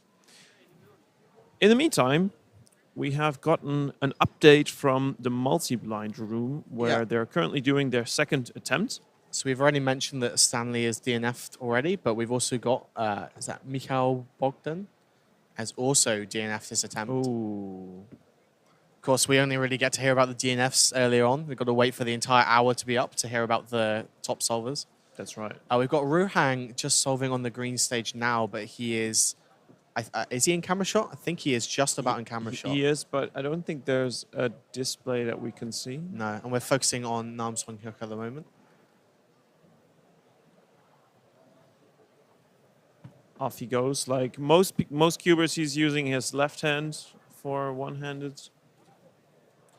If anyone's using their right hands, you can get that for the bingo. Nice. Ooh, 12.28. Probably not happy with that. Using I would that expect. Frurov Y-perm. Interesting to see. No idea what Ruhan got, unfortunately, because there's no display on that timer. 15.07 for Celine Tran.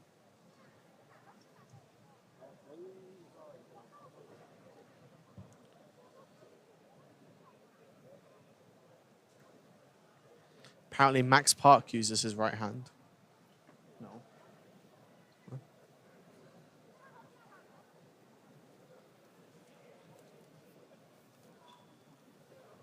We see AJ Nichols on the top left using his right hand.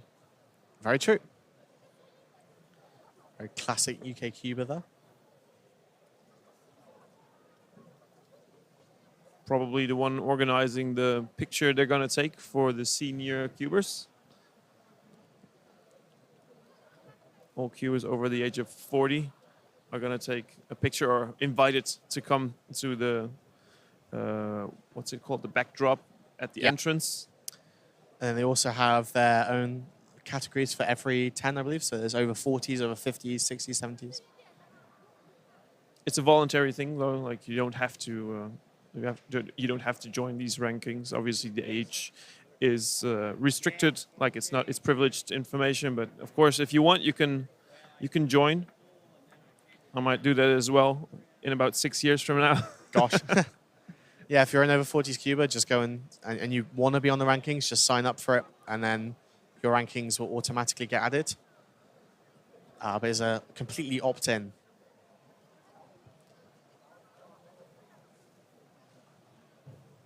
Now I'm solving on orange this time.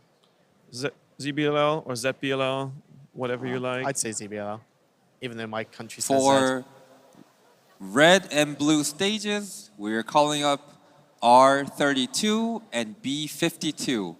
If you are a competitor in groups R32 or B52, please submit your cube at the backstage. 현재 빨간색, 파란색 구역에 첫 번째 조가 마무리되고 있습니다. 두 번째 조에 소속된 선수들 R32조, B52조에 소속된 선수분들은 무대 뒤쪽으로 오셔서 퍼즐 제출해 주세요. So we did just see Ruhang there with a 9.52, but more importantly, Tengman on the yellow stage with a 25. I've just been called up to compete, so I'll be passing you over to Rainier, who's going to continue commentating for a bit.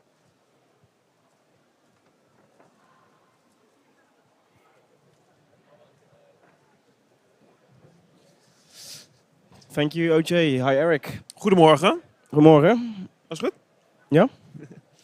Let's continue in English, so the rest of the chat can follow us along. as well. Yeah. Did you just witness that 9:52, I believe, from Ruhang? Yeah, I saw it. Yeah. Yeah, his turning speed is so crazy. What do you think about the division of cubers using Ru in one-handed and CFOP? You mean that's like they don't like it from each other?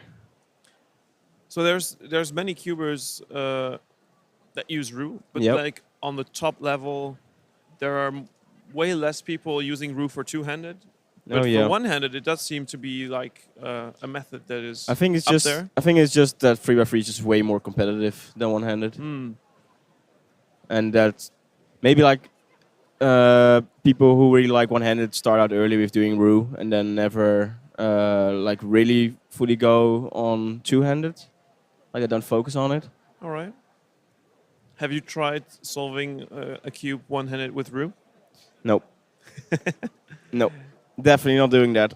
The M moves are kind of a challenge, but once you get the hang of it, I can see how it is fast. Oh, yeah. Let's say that.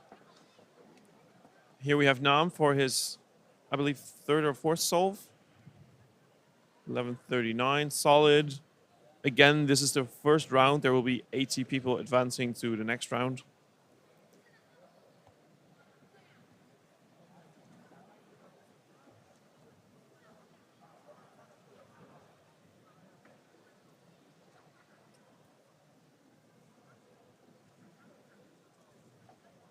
I believe for one-handed, one competitor that we would love to see is not here, if I'm correct. Fahmi from Indonesia. It's unfortunate. I'm sure he would have had some high chances if he would be here. Yeah. I'm sure the prediction game would have put him quite in a high spot. For everyone who's seen his videos, will know what I mean. It looks crazy when he solves. Consistently busting out sevens. It's 현재 It's really 노란색과 fast. 초록색 구역에 원핸드 1조가 마무리되고 있습니다. 2조에 소속된 선수들은 큐브를 제출해 주시기 바랍니다. Y12조, G72조에 소속되신 선수들은 퍼즐을 제출해 주시기 바랍니다. We are wrapping up the first group for yellow and green stages. If you And now we are calling up the second group for yellow and green. If you are a competitor in Y12 or green 72, please come to the backstage and submit your puzzles.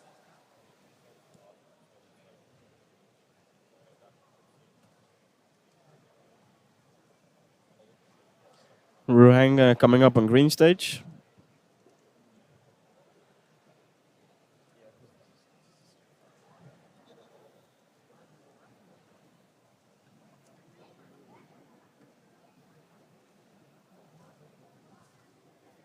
Seems to be an issue before starting already. Judge put his hand in the air, signaling he needed attention from the team leader. Might not have been signed for scrambling, or? Yeah, maybe the scramble isn't signed. Or, yeah. Because they're maybe the judge didn't sign because they're pointing towards the previous station he was solving on. Meanwhile, Tingman has finished his next attempt, 17.8 something.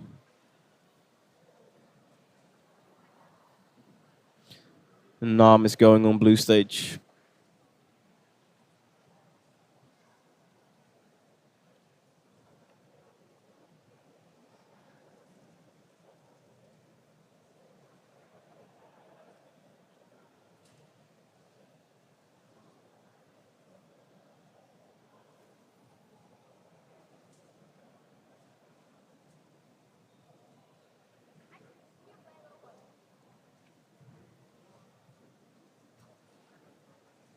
Some long F2L solutions. Using the table a few times, which is obviously Yeah, good he needed too many moves to get a good solve. Looks to be a decent average somewhat still. He'll definitely make it into the next round. Maddie with 10.76. Let's go, Maddie. One of the cubers I've been really looking forward to meet. Finally, we've been chatting for a while over social media. It's a really, really nice guy. Very good golfer as well. Yeah, I heard from Schwan. And baseball as well. A real all-rounder, not just in cubing. Ooh, on yellow we got Tingman for his next solve.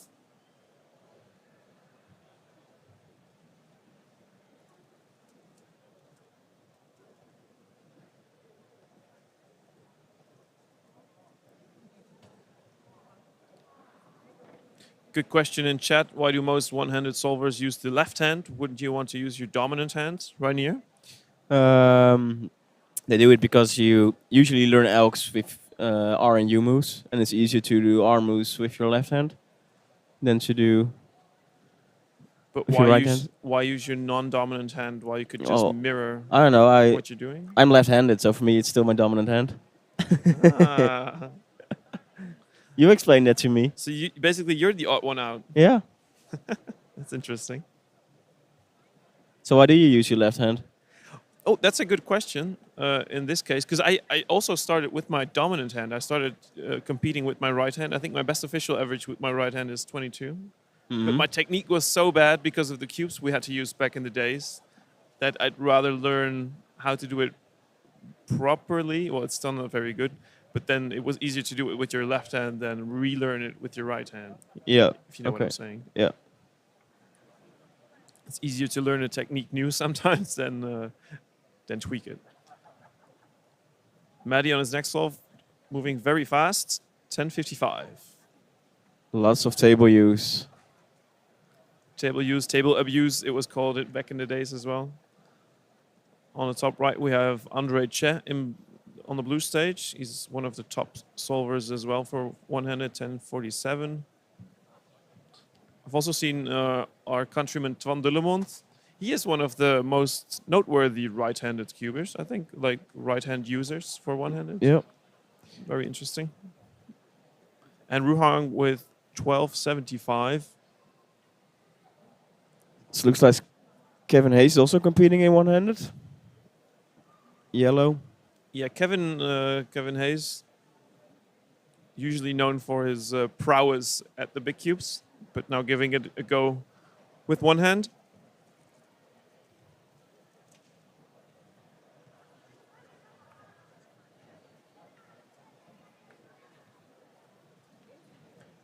So if you just joined in, this is the Rubik's WCA World Championships 2023. It's the third day. Next to me is Reinier Schippers. My name is Eric Akkersdijk. This is the first round of 3x3 one-handed, where they're solving the Rubik's Cube with one hand only. Obviously, you could switch around your hands during the attempts, like between the attempts, like you do your first solve maybe left-handed, Yep. second solve right-handed, if you want. I don't know anyone who's done that. Luke Garrett, meanwhile, on red stage with a 969, a nice solve.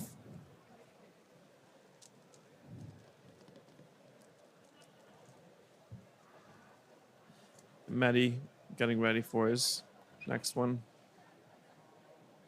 Using the prominent earplugs.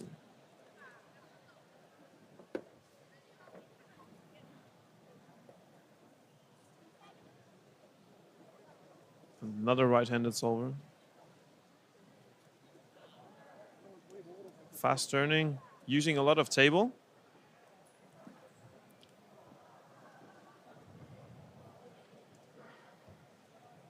Reserved reaction. The U prime push with his hand looked kind of strange in a way, but I guess it works out for him. But Yeah, pushing the U primes in this case with your index finger. Yep. You usually use it, your index finger, like on the corner at the front of the cube to push it. Yep. But it both works. You could even do a U2 that way.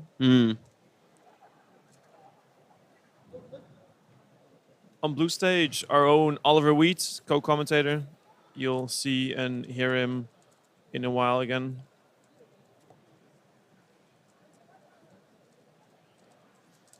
Let's see his prowess at one-handed. He's on his last pair.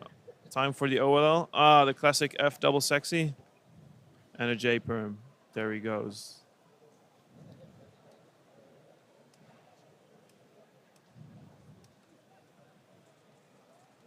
I think one of the most well-known cubers who is good with both of his hands is Anthony Brooks.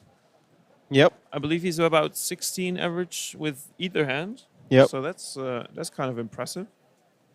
But I haven't heard from any others. Most just people just pick a side and then never change. Luke Garrett, good start, 929. Keeps the streaks of 9 going. Yeah, he must be on top at the moment, average-wise. Seen many sub-10s already. At least if he continues this. On the red and blue stage, we are finishing up the second group of one-handed. If you are in the third group of red and blue stages, please come up to the stage and submit your puzzle. Again, if you're in R33 or B53, come up to the red and blue stages and submit your puzzles. 빨간색과 파란색 구역의 두 번째 그룹이 마무리되고 있습니다. 세 번째 조에 속해 있는 선수들 R33조, B53조에 속해 있는 선수분들은 빨간색과 파란색 구역으로 가셔서 퍼즐을 제출해 주시기 바랍니다.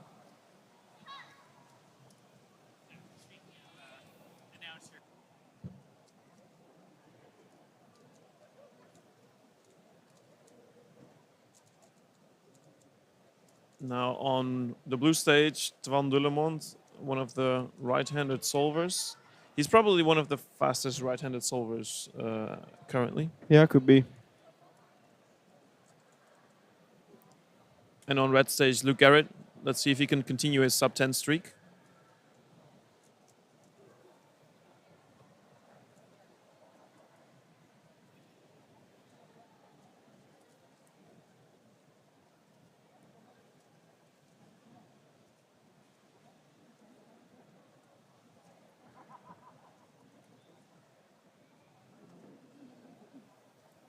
12 for Twon.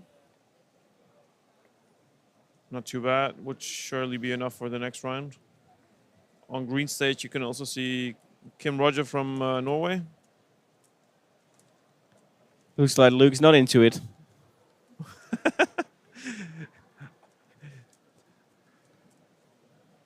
Wow, no. I assume he made a mistake at the start.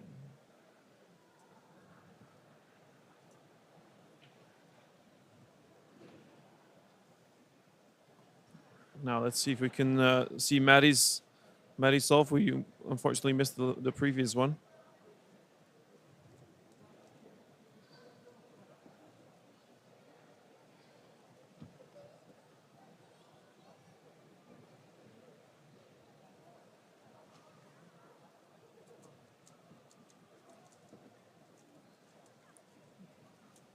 Lots of table again.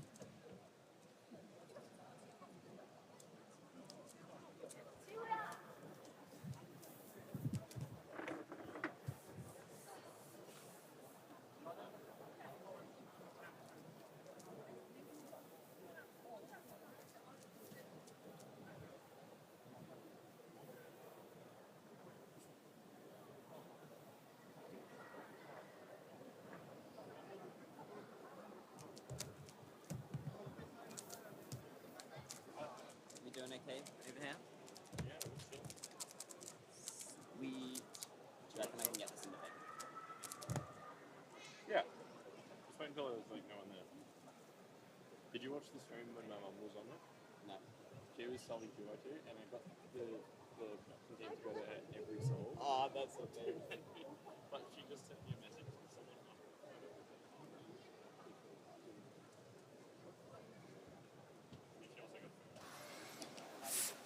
On stages yellow and green, we are finishing up the second group.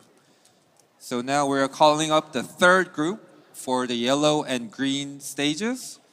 If you're in group Y13 Let's see if Luke Garris or can get another green 9. 73, please come up to the stages. 현재 노란색과 초록색 구역에 2조를 마무리하고 있습니다. 두 번째 조를 마무리하고 있으니 세 번째 조 Y13, G73에 소속되어 있는 선수들은 무대 뒤쪽으로 오셔서 큐브를 제출해 주시기 바랍니다.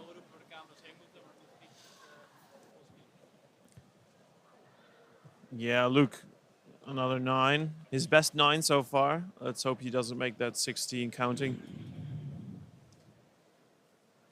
I think he's done.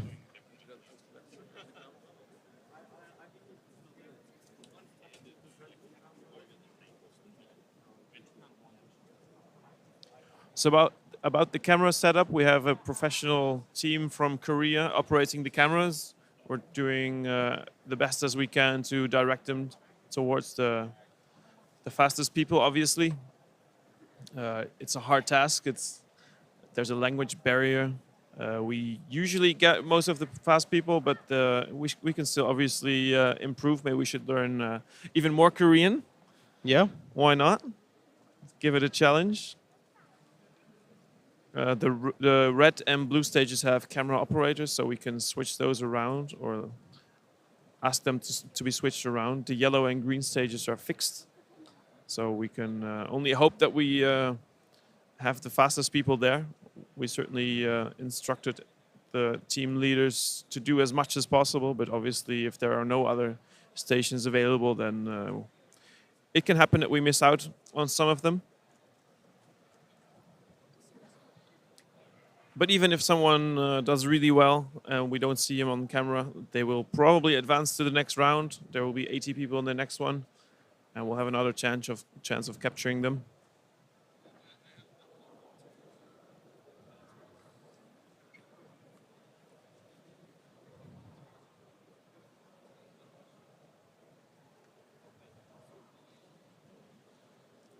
It's Van der Lemond walking by, thumbs down. Not happy with his results.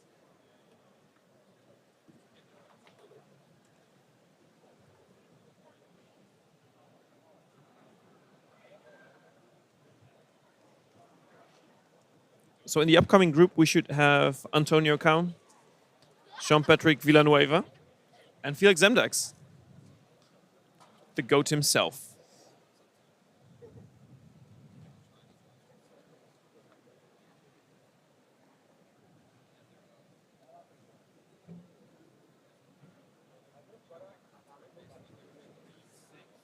Ooh, 8.2. Seems very happy with it. Ooh. And Andre 778. 778. Not bad. Andre with a nice solve. Seems- Fastest solve so far. Seems like the last scramble was a good one. Ooh. Let's see what Luke can get on that one then. I think Luke is done already. Did he already do the last one? I think he took his cube. Yeah. Did you see the time? 9:02. No, that was his fourth, right? Yeah, but I thought I saw him taking his cube. But Luke solves cubes. Yeah, I'm done.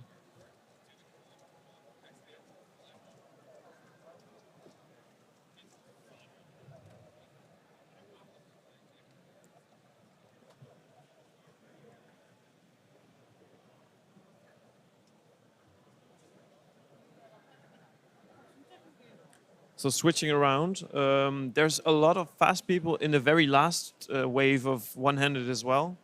So we are currently switching the groups where, and we can expect to see Antonio Kaun, Jean-Patrick Villanueva, and Felix Zemdex.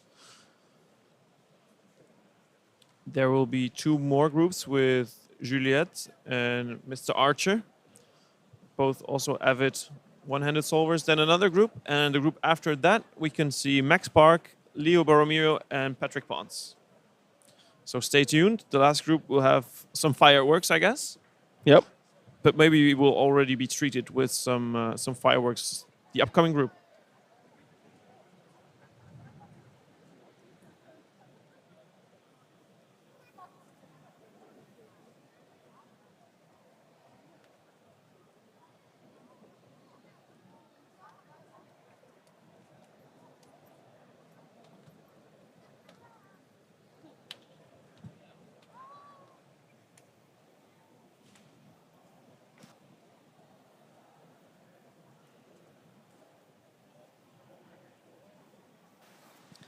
On the blue stage, a competitor wearing a mask still. Quick announcement. I We like are that. getting some Sometimes when people don't feel very reports on very well, lost they will wear wallets, masks lost on their own cell accord, phones, lost credit protecting cards, those around them. lost Very puzzles.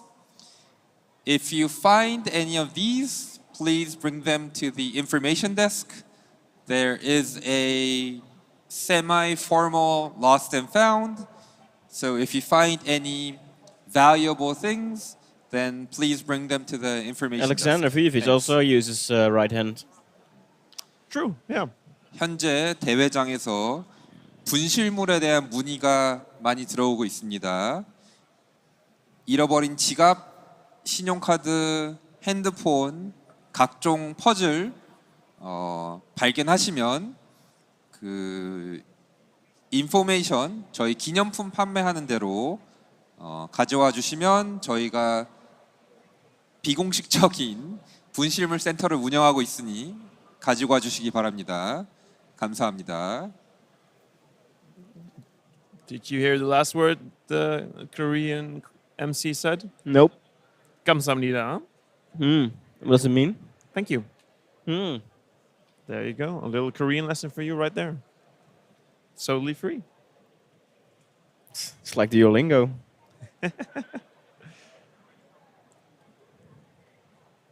I checked it out once at Duolingo, but it was a bit complicated. Not worth it. On the red stage, Cube Head. Popular cuber from Belgium. On green stage with Felix. Yes. Correctly guided towards one of the spots where you can see him on camera.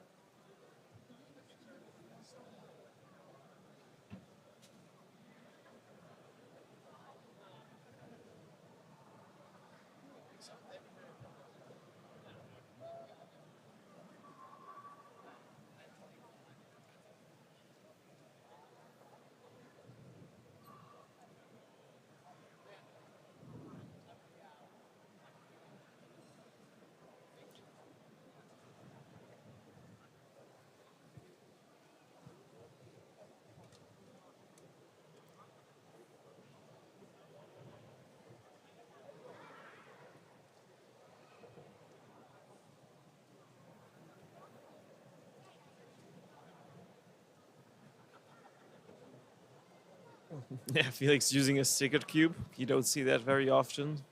People with stickered 3x3s nowadays. Still remember the days when the non-stickered cubes were banned? Oh yeah. Oh, those discussions, man.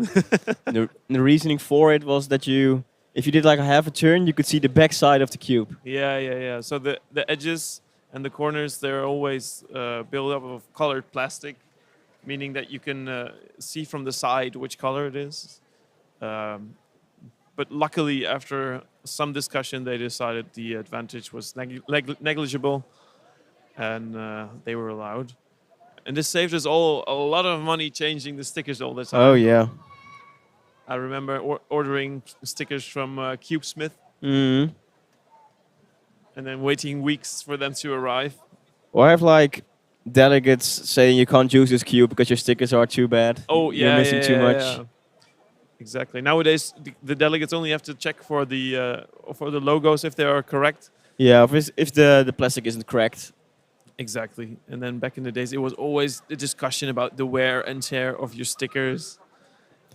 I remember cubes where like half a sticker were still on it, and then having discussions like, "Oh no, you have to re-sticker your cube." Yeah, Wasn't but I there- don't have any stickers. Wasn't How? there like a rule that you needed at least like 70% of your sticker left? I don't know about that, but I can imagine there would be.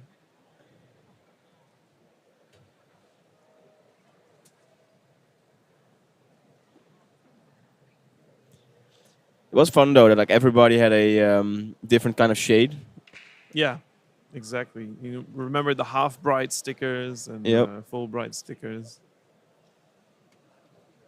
One of the cubers that currently still use stickered cubes is Jan Bentlage, Mm. one of the top cubers for FMC. 현재 he needs this for his color 파란색과 blindness. 빨간색 구역에 3조가 진행되고 있습니다. Is this more difficult for him to 3조가 recognize it 마무리되고 있으니 if it's full? 4조에 소속돼 있는 Yeah, I believe that's the 선수들 reason.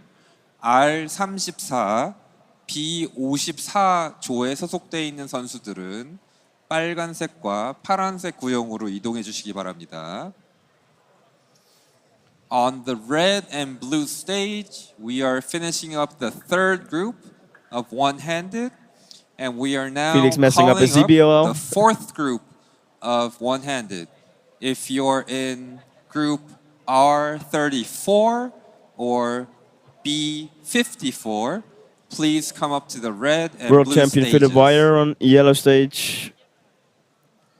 And meanwhile, on the green stage in the background, Zeke Mackey with a 10.06.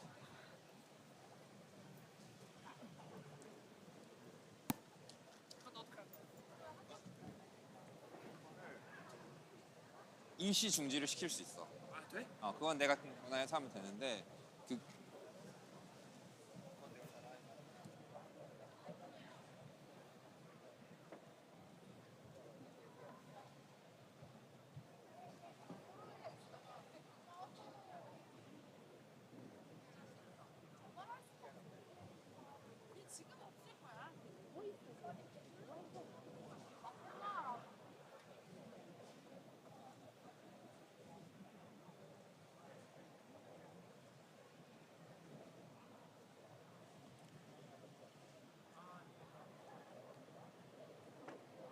There's Felix again on the green stage on the back timer, on the back row.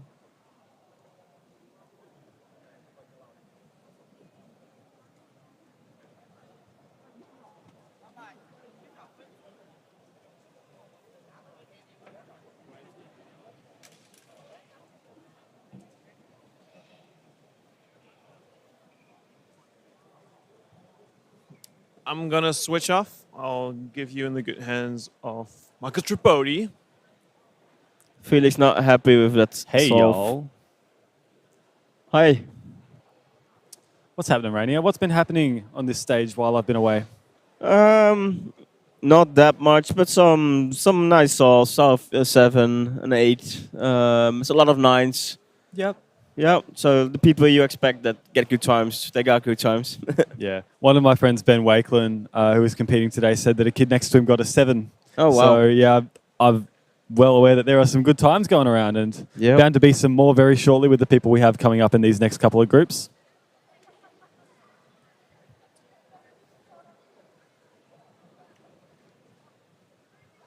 Who's competing in this group? Do we have any familiar faces to follow? Felix, Oh, Felix is in. Yep. Okay, great.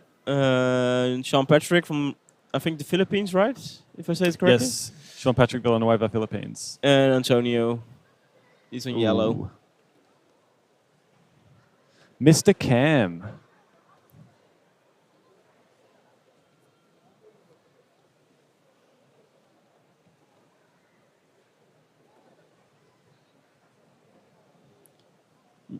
Jody on yellow as well.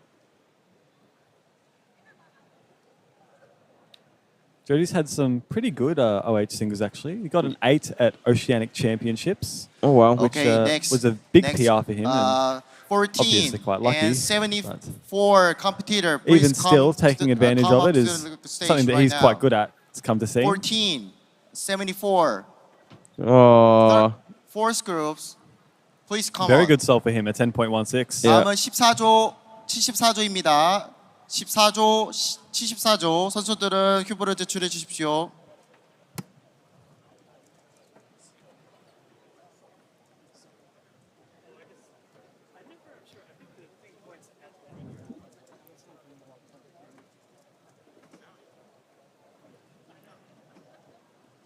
On the blue stage we have Knut is from, I think it's Norway, or maybe Sweden, but he's quite good at one-handed as well. Was in Euros finals as well.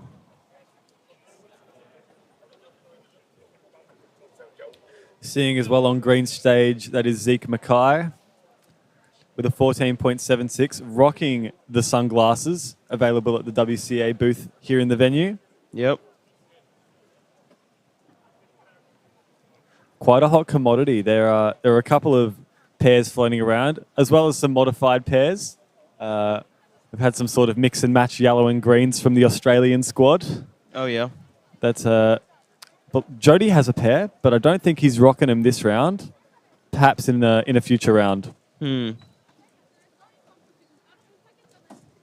Yeah, 855 seems pretty good. Well, Knut's got a 8.5.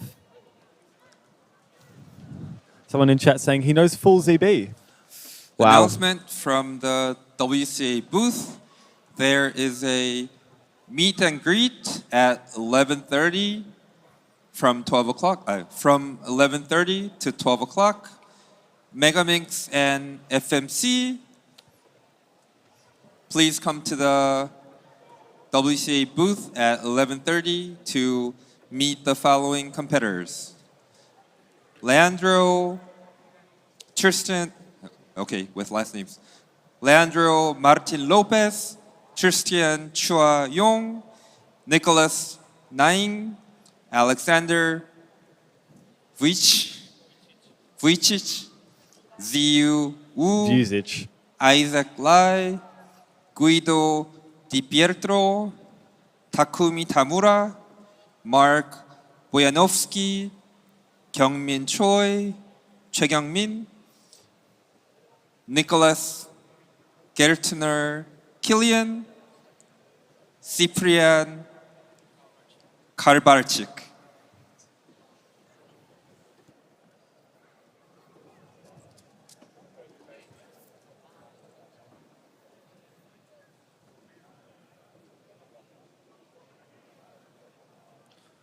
All right, so that was just the announcement for one of the meet and greets, one of the many meet and greets that we have running throughout this competition for Megaminx and FMC. A little bit of a weird combination, Megaminx and FMC. Oh yeah.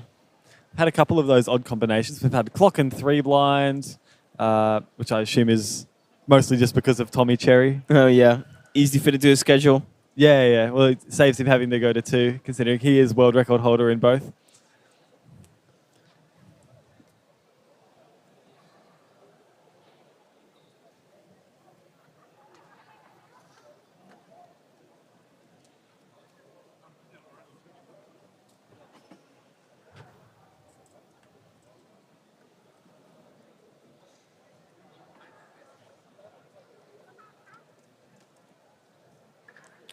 We seen anything strange in one-handed? Anybody solving with their right hands, different methods?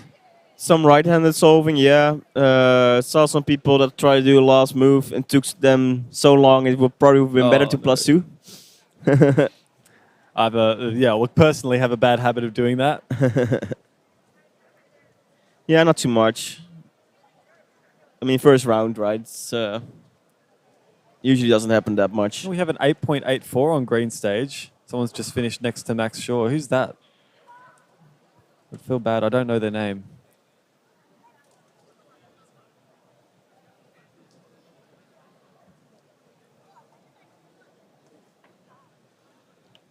Max is at 10.96. That's Nicholas Archer. Okay. Good to put a face to the name.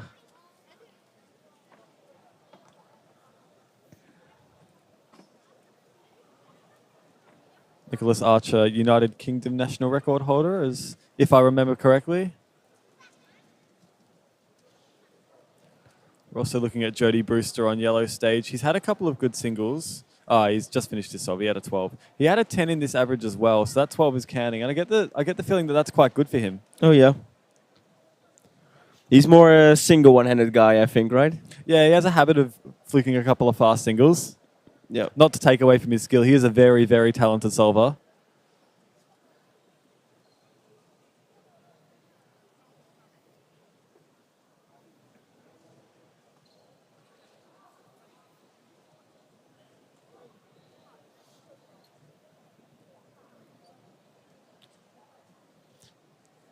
All right, chat.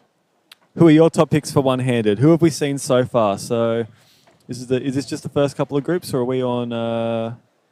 Okay, so we've had a couple of groups come through with some fast people. What have we seen so far? So on WCA Live, one-handed. I don't know if anything's entered yet. But who are your picks for one-handed? Who's going to take it all? What's your top 3? What time do you think we'll get into finals? Drop your thoughts.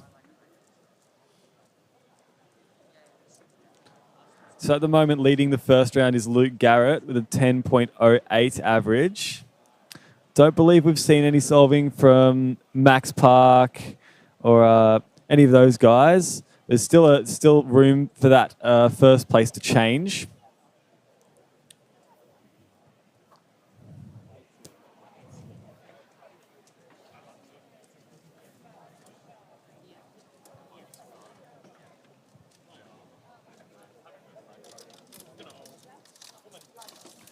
Seeing a lot of love for Max and Patrick up the top. Looks like they're your red-hot favourites. Patrick obviously being the world record holder, very consistent solver. Yep. And then Max Park is always a wild card. You never know what he's going to do. He could just pull out an 8-second average like it's nothing. Prediction for full Roo podium. Seen many Roo solvers on the stream? Or? No, not have that many Roo solvers, I think. Here's an anomaly. Liam Heidercheck in the Team Australia jacket. Rocking the polo, a right-handed OH solver. Has done a lot of work in experimental methods like APB and also inventing his own OLL parity avoidance method called HOPE, Heidercheck OLL parity evasion. Sounds a bit like my method, like hope you don't get a parity. Yeah. I've heard it has a 50% success rate. That one, yeah. I think Liam's is a little bit more successful than that. I've actually been tracking like my OL parity in competition for years, from like 2011 until 2015. I had like 70 rounds of 4x4, and an average of like 59% of OL parity. I wonder what the odds of that are across so many rounds. Yeah. You might just be a bit unlucky. I got very unlucky. Or maybe I caused it with my skills. Sounds like copium to me. Oh yeah. I'm slow because I get 네, parity. 다음은 333 한 손, R35, B55 선수들은 앞으로 오셔서 큐브를 제출해 주시면 되겠습니다. R35, B55, please come to the stage and submit your cube. Another right-handed OH solver on red stage. Robin Verstraeten from the Netherlands.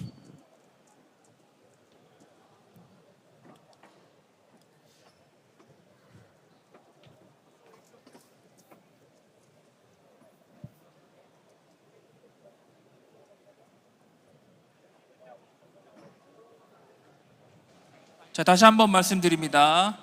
333 한손, R35, B55 선수들은 앞으로 오셔서 큐브를 제출해 주시면 되겠습니다. R35, B55, please come to the stage and submit your cube. Just calling up the next group now.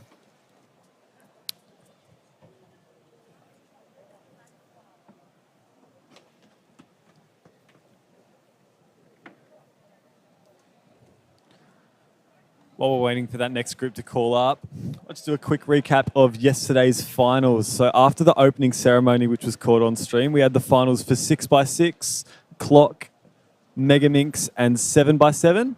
There were some very, very interesting results across those finals. Starting off with 6x6, we had Max Park not even making the podium. Yeah. That was a really, really big development. Just didn't start off well with his first two solves at all. A 126 and a 131, very uncharacteristic for him. And he finished in sixth. Timon Koloshinsky taking the W with a 115.38 mean. Followed up by Kieran Behan of Ireland and the hometown hero Songkyuk Nam for third. Also notable, Felix Zemdegs just finishing out of the podium spots about half a second behind Songkyuk Nam. Sure, he should be very proud of himself, but he wasn't too happy with the last solve on that one. It was probably about 3 seconds away from the rest of his solves. Yeah, I heard Max handed in his backup cube for 6x6, and it kind of put him off. Not like that it was a bad cube, but then in his mind it put him off. Yeah, it's a lot of mind games, isn't it? You practice for so long, and the conditions are always perfect. You know, using the same cubes. You're always, at home in your room, whatnot. But then, in competition, it's different. And then even if you're handing in a different cube to what you're used to, it's almost competing in a different event altogether. It's just so foreign. Yep. So if that is the case, I feel really bad for him. But nonetheless, he came back for 7x7, and in classic Max fashion, absolutely swept the field, wiped the floor with everybody. We saw a couple of NRs for Vietnam from Do Quang Hung, a double NRs there, and then also first Shin for Shada with a 211 mean, another national record. But your top three, Lim Hung of Malaysia in third, second Timon Koloshinsky, following up the 6x6 win, and then first place Max Park by around about 10 seconds.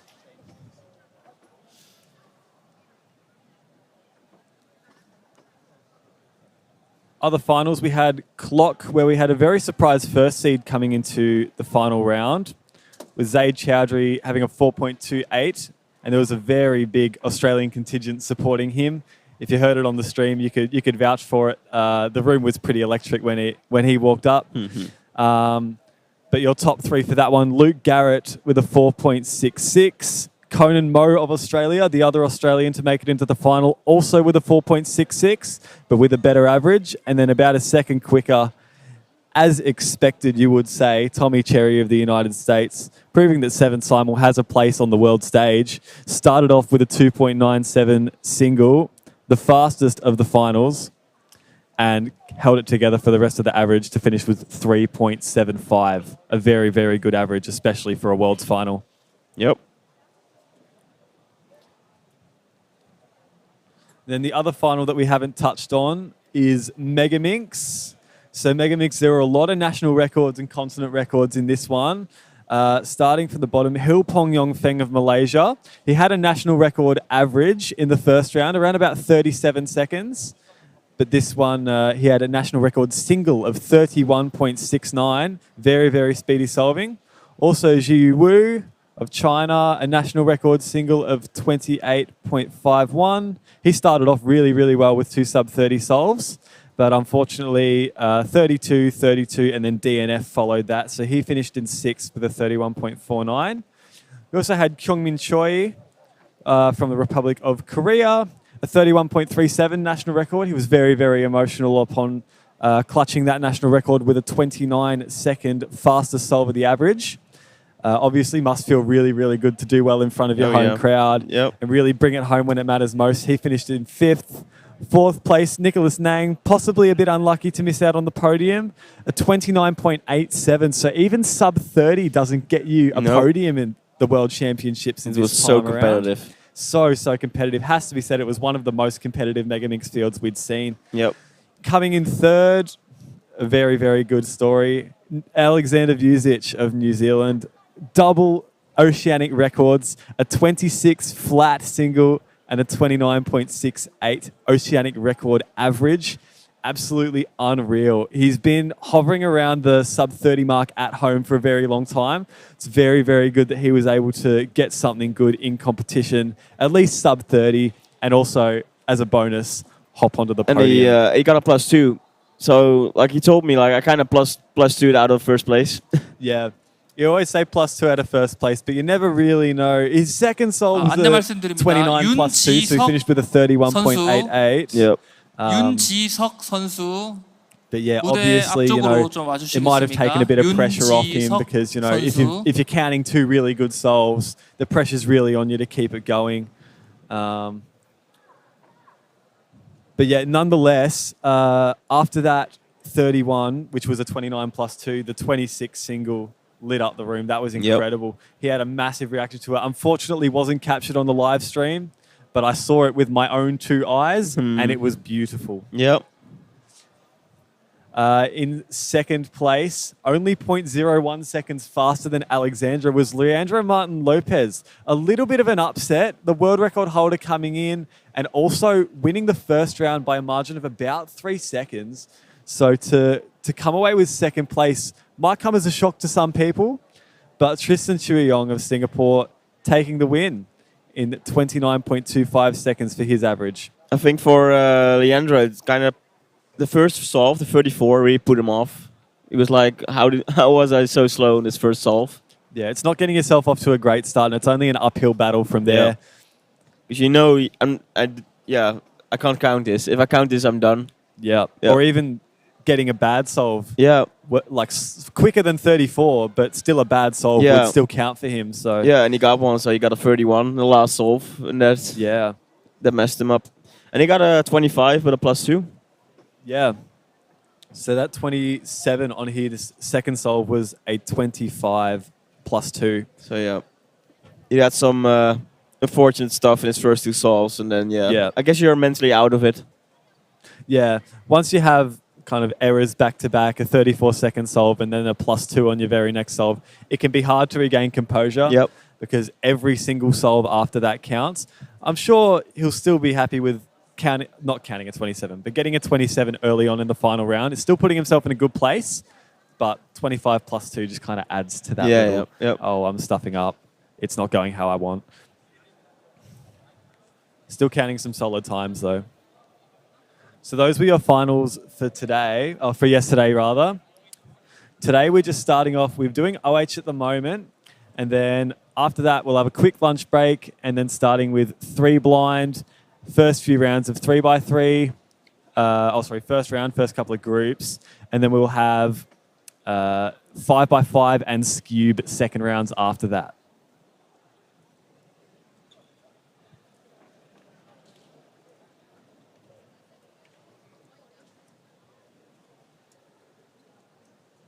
Seeing on the yellow stage, Aussie delegate Patrick Cleveland. He's been on a trip around Europe with Conan Mo and Liam Wadek for the past little couple of months. Nice. And finishing off at the World Championships. And he is one of our Ru competitors. So you'll see him table abusing very, very briefly. I'm not sure if he doesn't quite practice one-handed, but obviously using Ru is you get style points for that. Yep. So he'll be happy enough, I suppose.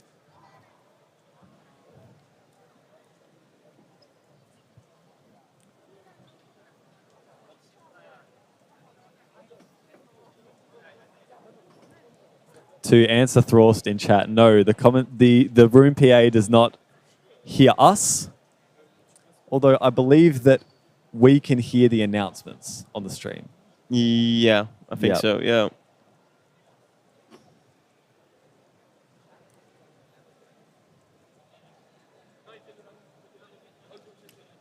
Okay, looks like this group might just be finishing up really quickly. Oh, we've got a stand-up solver on blue stage, one of the Polish competitors. 네, 다음은 Y15, G75조 앞으로 오셔서 큐브를 I think 제출해 주시기 he'll be getting an 바랍니다. extra for that. Y15, Looks like that's what he's going for. G75, please come to the stage and summon your cube.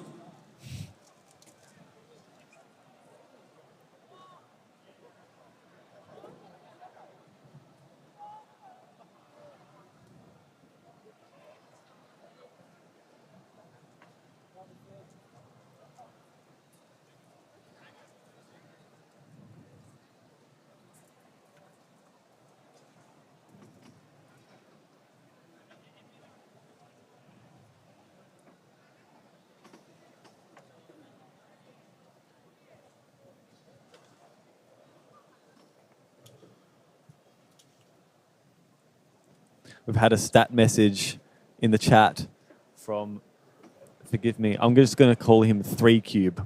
I Cube. Max Park, his previous solves that were over 1:30 in 6x6 were from 2019. So that just goes to show how much, I guess, How much he 6x6, was off, yeah. how much he was off from his best. It was like 20% off compared to. It's crazy.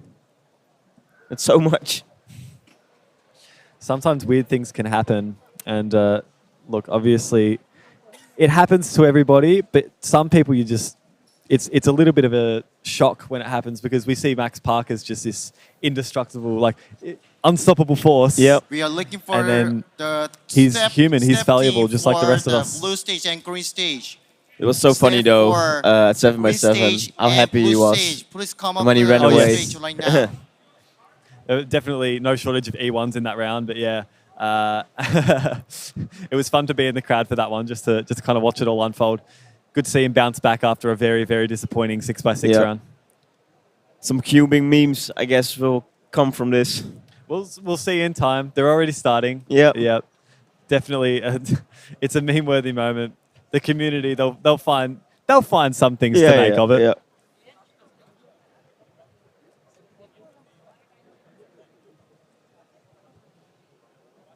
Max did indeed bounce back. Yeah.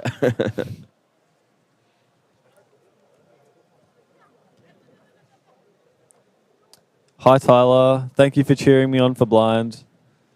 A little bit late. So I don't know if they announced it on stream yet, but multi-blind attempt 2 has finished.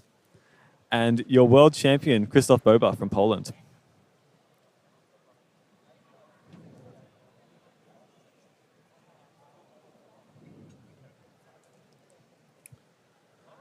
So his first attempt for multi-blind, Krzysztof Boba, 49 out of 52, giving him 46 points. And that turned out to be an unassailable lead. Nobody in the next few attempts could eclipse that. The only change we had on the podium was Adrian Jebski slipping to 4th, making way for Shivam Bansal, who scored 40 points on his second attempt.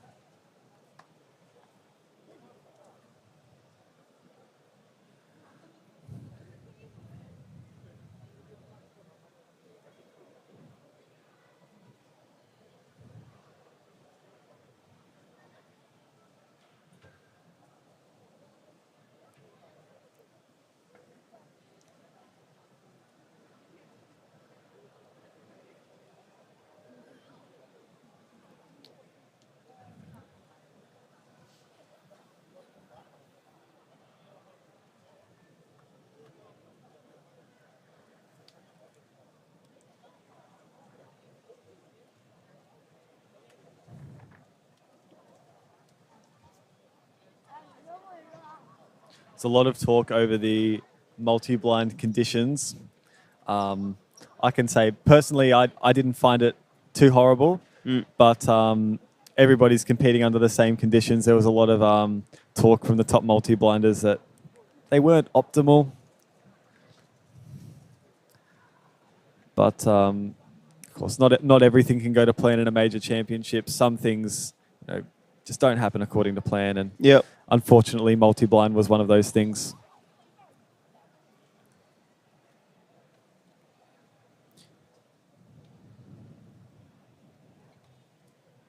But was it that bad? Well, personally, I didn't have too terrible of a time with it. I did a safety on the first attempt. Yeah. But that was due to external things. That was just I got to my hotel room early in the morning and I didn't feel like doing a big multi-blind. Yeah. So I just kind of went safe. And so the conditions around me weren't affecting me too much. Okay. Whereas I can hear from the people in the back of the room that there was people with cameras around. Spectators were kind of just wandering around the room. Yep. But that was mitigated in attempt 2. Conditions were far more favourable.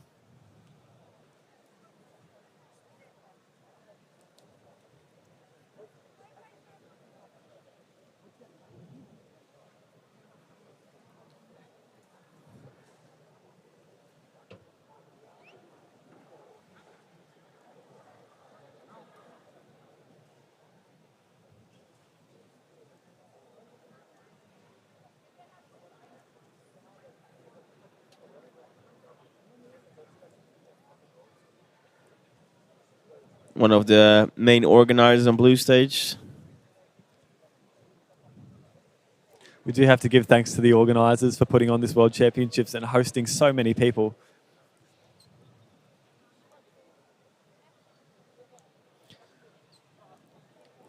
Some Korean army personnel also solving cubes on red stage.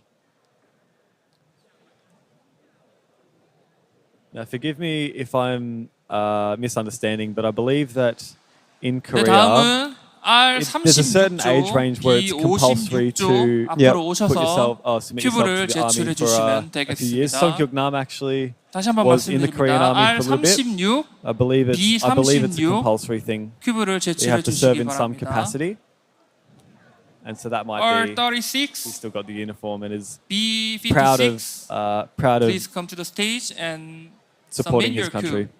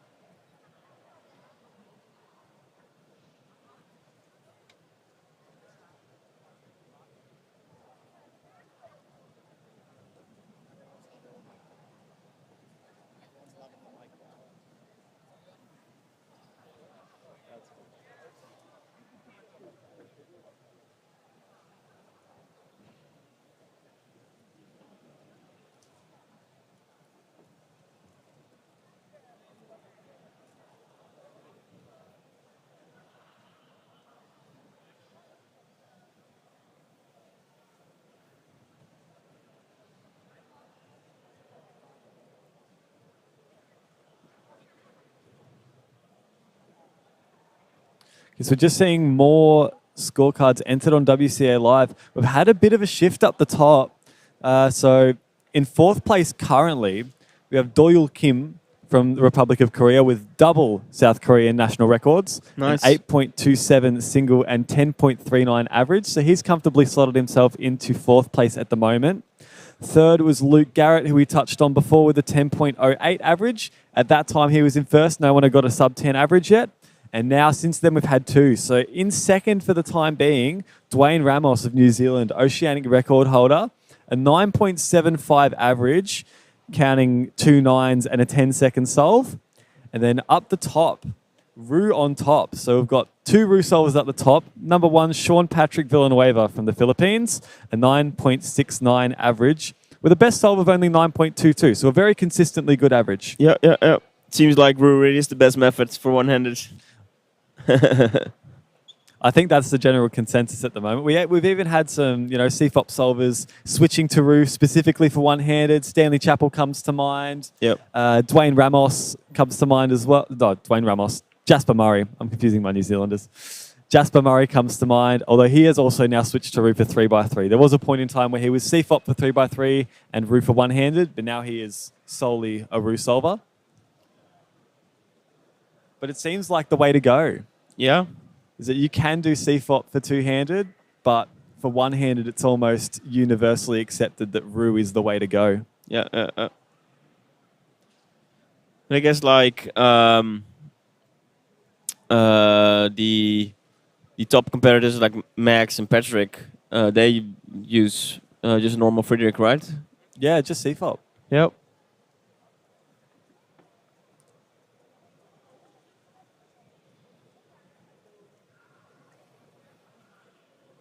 I don't think either of them will be switching to Ru anytime soon. No.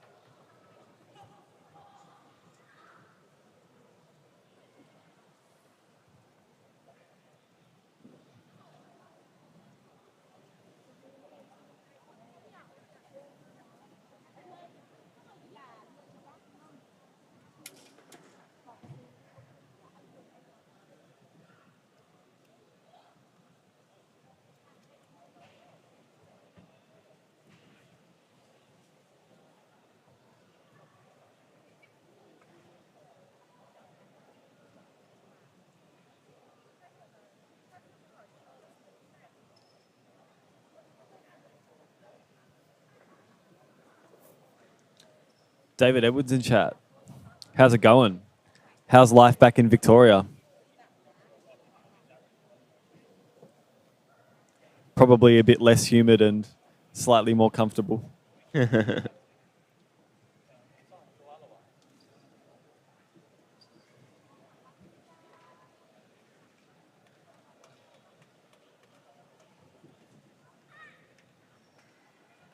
I spy a Tim Reynolds on yellow stage. Back right.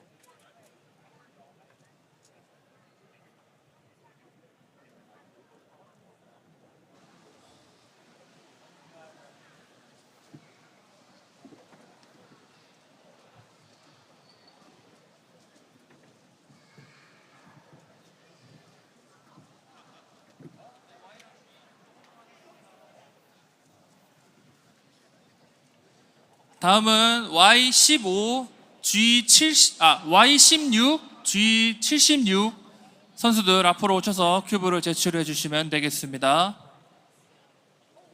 Y16, G76, please come to the stage and submit your cube. Okay, so just getting started on the last group of 3x3 one-handed now. We'll be seeing some good times here. So we have Max Park on yellow stage, Patrick Ponce on the green stage, and I'm not sure if anyone's seen Leo Borromeo. Is he around? I think he should be. His flight was cancelled. I know that, but I haven't seen him in the past 2 days, but probably is here. I know he hasn't been around for earlier events like 4x4 yesterday, but I'm not sure if we've seen him today. If Leo's here, he will be joining Max Park on the yellow stage. So those two to keep an eye out for on yellow, and then also Patrick Ponce on green.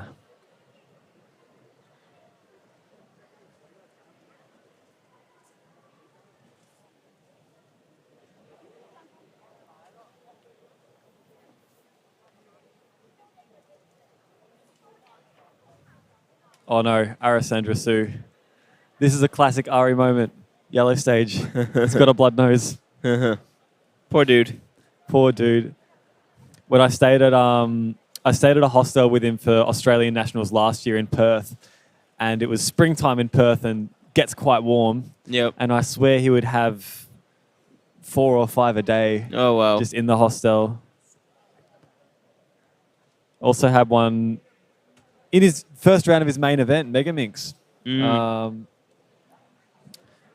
Had one there, and that made the video. One of his own videos. Ari is sleeping on YouTube.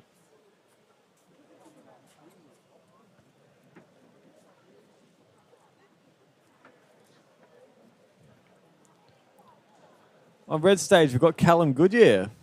I didn't know he was a right-hand OH solver. No, and apparently he's also a Viking. Apparently, I think that's plain to see. Yeah.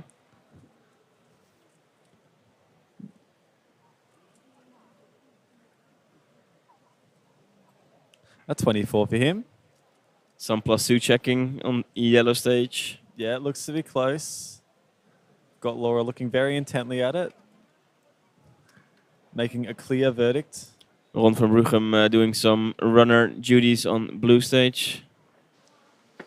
분실된 휴대폰을 가지고 있습니다. 갤럭시 노트 10 플러스 아우라 글로우 컬러입니다. 갤럭시 노트 10 플러스 휴대폰을 갖고 있으니 잃어버리신 분은 앞쪽 접수 데스크로 가주시면 되겠습니다.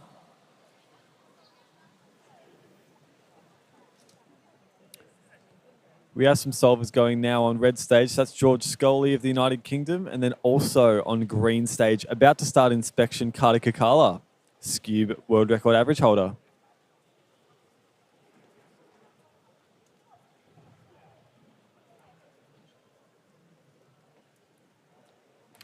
Carter's quite good at a multitude of events, so we'll see if he can lay down some good times in one-handed.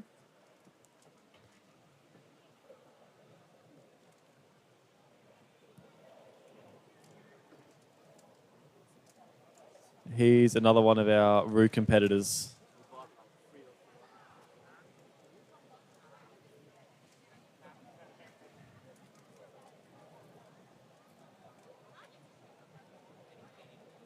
Yeah, I want to eat. Yeah, I want to eat. I'm going to hand it over to Chris Mills. Thank you, Rainier. And hello, Michael Tripodi. Good afternoon. It is afternoon as of right now. Yes, it is. And we are almost done with the mornings of rounds. We're just a little bit delayed, about 15 minutes behind schedule. But we're going to be starting one-handed final group of round one. Max Park is competing on the yellow stage, and Patrick Ponce is competing on the green stage. A very exciting wave of groups. You picked a convenient time to start commentating now that we've got all the fireworks ready to blow. Yeah, I guess I did.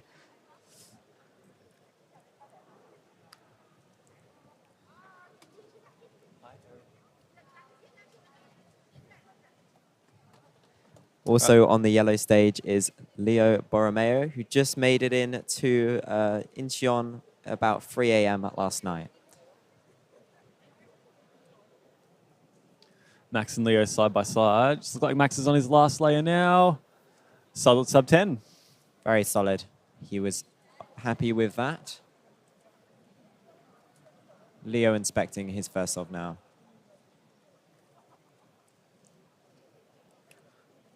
Looks for mine like he might have just got off to a bit of a slow start there, but we'll see what he finishes up with. OLL at around about 9. It's a bit lucky on the PLL at 12.29. And a shake of the head. Yeah, he won't be too happy with that one. Anthony Patarakis on the red stage with just an okay. I think from here, it looks like just less than 45 degrees. Looks like all good. Oh, no, still checking. Oh, are we going to get a thumbs up? Yeah, I think that was good. We've got Lachlan Cook on green stage. I'm not sure what he's going there. His timer says 3:11, and he is solving a cube. Interesting.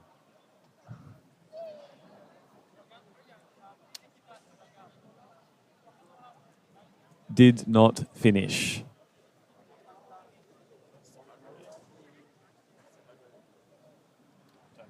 At the back on the yellow stage, we've got Arianas Pearson, a 4x4 solver, but is competing in one-handed as well.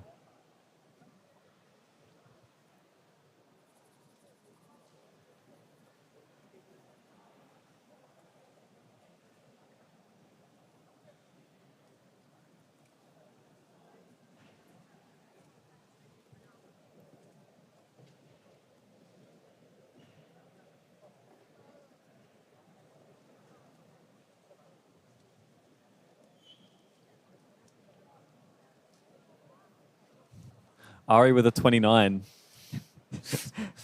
Slower than his 4x4 solves. Just about to say that. Stole my line. Tommy Cherry on the yellow stage, the clock world champion, solving the 3x3 of one hand this time. On to last layer, OLL, PLL, looking like it'll be around 15, 14.6. He's one of our rare right-handed OH solvers. And just behind him, we've got Max Park on his second solve.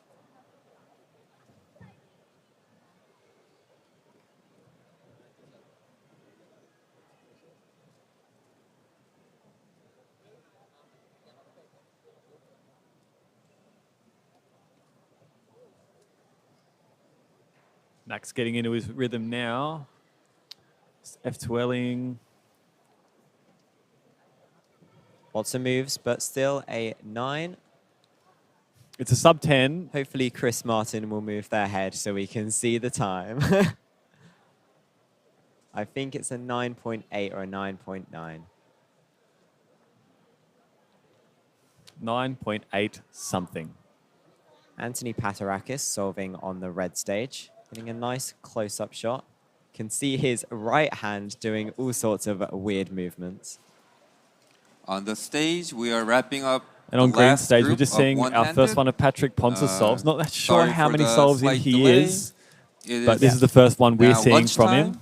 So We've been trying to get him please on go, stream, have but lunch, we don't have and such we a will good start view of the the green stage. afternoon session at 1 o'clock as scheduled. 현재 무대에서는 원핸드 마지막 조를 Oh, 진행하고 Patrick not very 있습니다. happy. 현재 살짝 지연이 있는데 Does he know the 양해 ZBLL? 부탁드립니다. That looked like he 현재 knew the ZBLL. 점심 시간이므로 The 16, 식사를 하고 오셔서 that's my time. 오후는 Except it's 1시부터 not. 다시 Because 시작하도록 he's still faster than me 하겠습니다. even when he stuffs up. 감사합니다.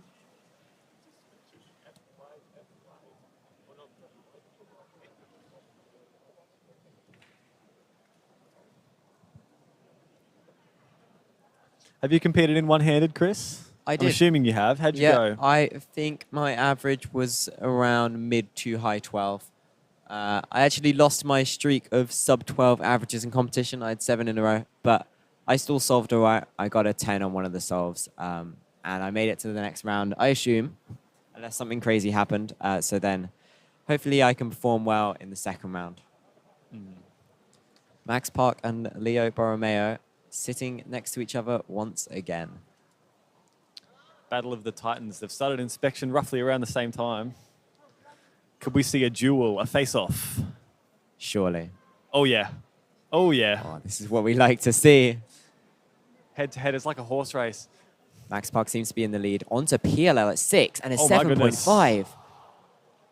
And Leo having a look over at the time and a 13.1.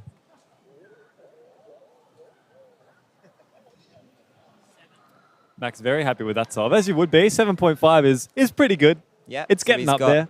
A 9.6, a 9.8, and a 7.5 so far.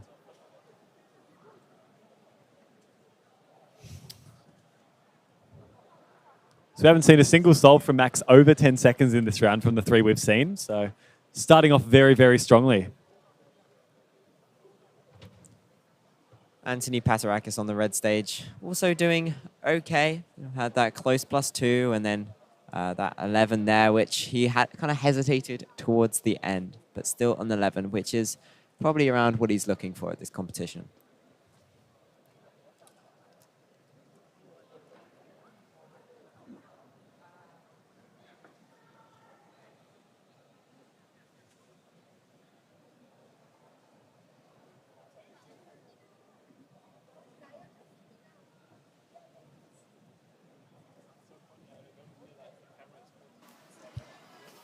Please do not stand on the chairs. Please come down from the chairs. It is very dangerous and you are violating the safety precautions. Please do not stand on the chairs. They are not that strong. Who's been standing on the chairs? Not me. Actually, I think I did yesterday to be taller than Jody. Michael, you daredevil. Get down. You can't make me. I'm so much taller than you now. Are you taller than me? Like in normal? Let's have a look. I think you are just a little I bit. think I might have you. My eye line's higher than yours, but I've got a pretty small head, so maybe if you grew your hair out a bit and just like spiked it up. Max Park is about to solve, and we're measuring height right now. Where are our priorities, Chris? I don't know. They've gone out the window. But here we go. Max Park onto his fourth solve. 2 9s and a 7. Looking really fast onto PLL and a 9.1. Locking in a sub 9.5 average with only 4 solves finished. He's counting a 9.1, so this is a pretty good average for him. And Leo next to him getting a 12.65.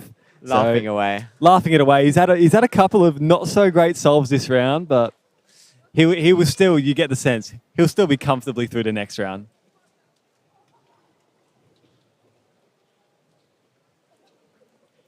Max does not have a chance of getting world record, but his best possible average is 8.75 according to chat. So thank you, chat, for keeping on top of that. I think that was Luke Greiser who told me that. So shout out to Luke Greiser. Thank you, Mr. Grease. If he manages to count a 7.5, then well, Yeah, that's pretty all right. that's pretty all right.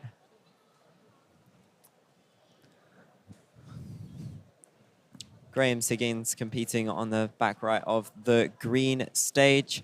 Had a bit of a rough time during Quick multi-blind, not making the announcement. There cutoff. has been a request to make this announcement. If you are a rule solver, they are doing a group photo right now in front of the photo wall outside the venue or outside the hall 4. So if you are a rule solver and if you want to be in the group photo of the rule solvers, please exit hall 4, take a right. There should be a group of people in front of the photo wall. Thank you. I heard they're having a photo of clinically insane people out the front of the main hall. Yeah, I guess. 현재 루 해법 사용자들 단체 사진을 찍는다고 합니다. 지금 당장 현재 찍길 루 해법 사진들 그 단체 사진에 포함되고 싶으신 분들은 4홀을 나가셔서 오른쪽으로 가시면 포토월 앞에 모여 있다고 합니다. Max Park warming up for his last solve. Already has secured an average that will likely be the fastest in the first round. But if he gets a fast time here, he could get sub 9, maybe even an 8.8 average. It all comes down to this. Not Would much be a pressure. PR for him. Would be a PR? Okay.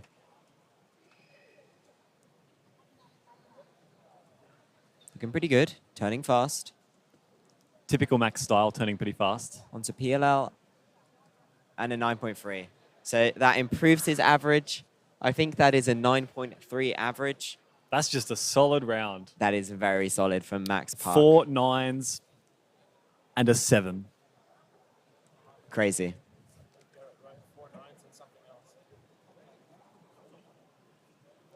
Luke Garrett's silly averages. Oh, why am I looking here like they're going to be uploaded? Jaded from live data entry last night.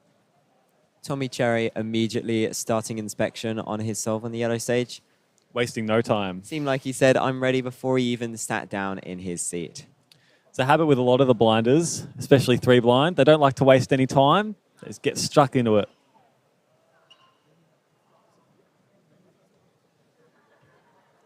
So currently, well, before Max Park is entered, Sean Patrick Villanueva got a 9.69 average in the first round of one-handed, putting him at top. But Max Park has beaten that by almost half a second, I believe. But now we got Patrick solving on the green stage. Haven't seen a whole lot of Patrick solves, but a 9.3 is putting him around about even stead with Max, depending on what the rest of his solves were. We're not so sure. Seems like there might have been a bit of delay on the green stage, so he might only be 2 solves in and have that 16 and a 9.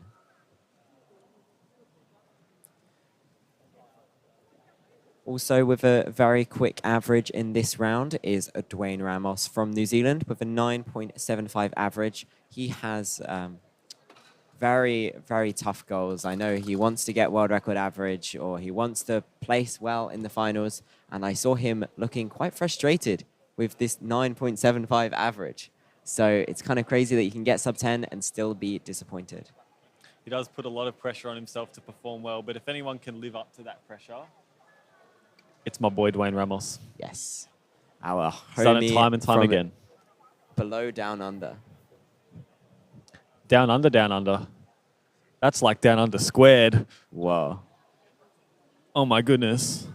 Speaking of down under, Lachlan Cook from Newcastle in New South Wales solving on the green stage in the back right. Getting a time. Looking One like of the he's times. struggling a bit. 현장에 계신 김하빈 선수 레드 스테이지 Very good 와주세요. mates with Lachlan Cook. He's a 김하빈 very 선수 avid 레드 runner. 스테이지 Recently 와주십시오. clocked a sub 18 5K at his local Newcastle park run. Hell yeah.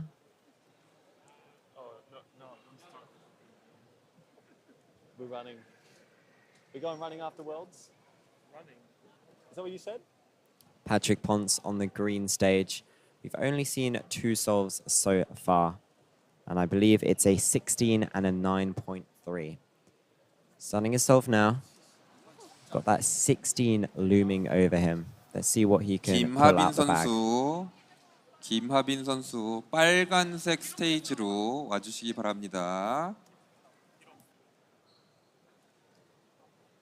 Looking very clean. Onto PLL. Bit of a lock-up. Oh, and a massive fumble. And a 10.3. That was looking like a 7 or an 8. Just smile. Just smile the pain away, Patrick. We've all been there.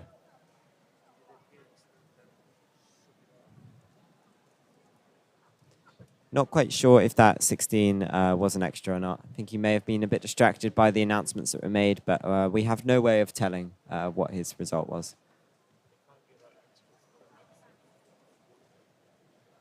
There's a lot of announcements at this competition, so I would guess they wouldn't give an extra out for that. Otherwise, we would be here all day. Twice the amount of your typical comp announcements, because I have to do them in 2 languages. Yep. And I think that is us done for the morning. Now we can wrap up, have a break. We will return at 1 p.m. for the first round of 3x3 blindfolded. You were competing in that. You got any goals? Nope.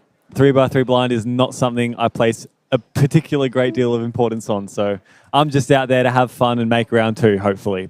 All right. I believe in you. And we'll see you all after lunch. Thank you, Chris Mills. Thank you, Michael Chapodi. Bye-bye now.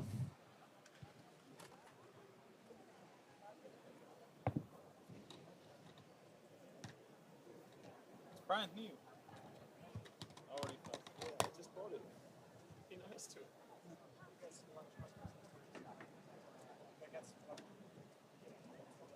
Lunch is Is there anything we need to handle right now? Or are we good?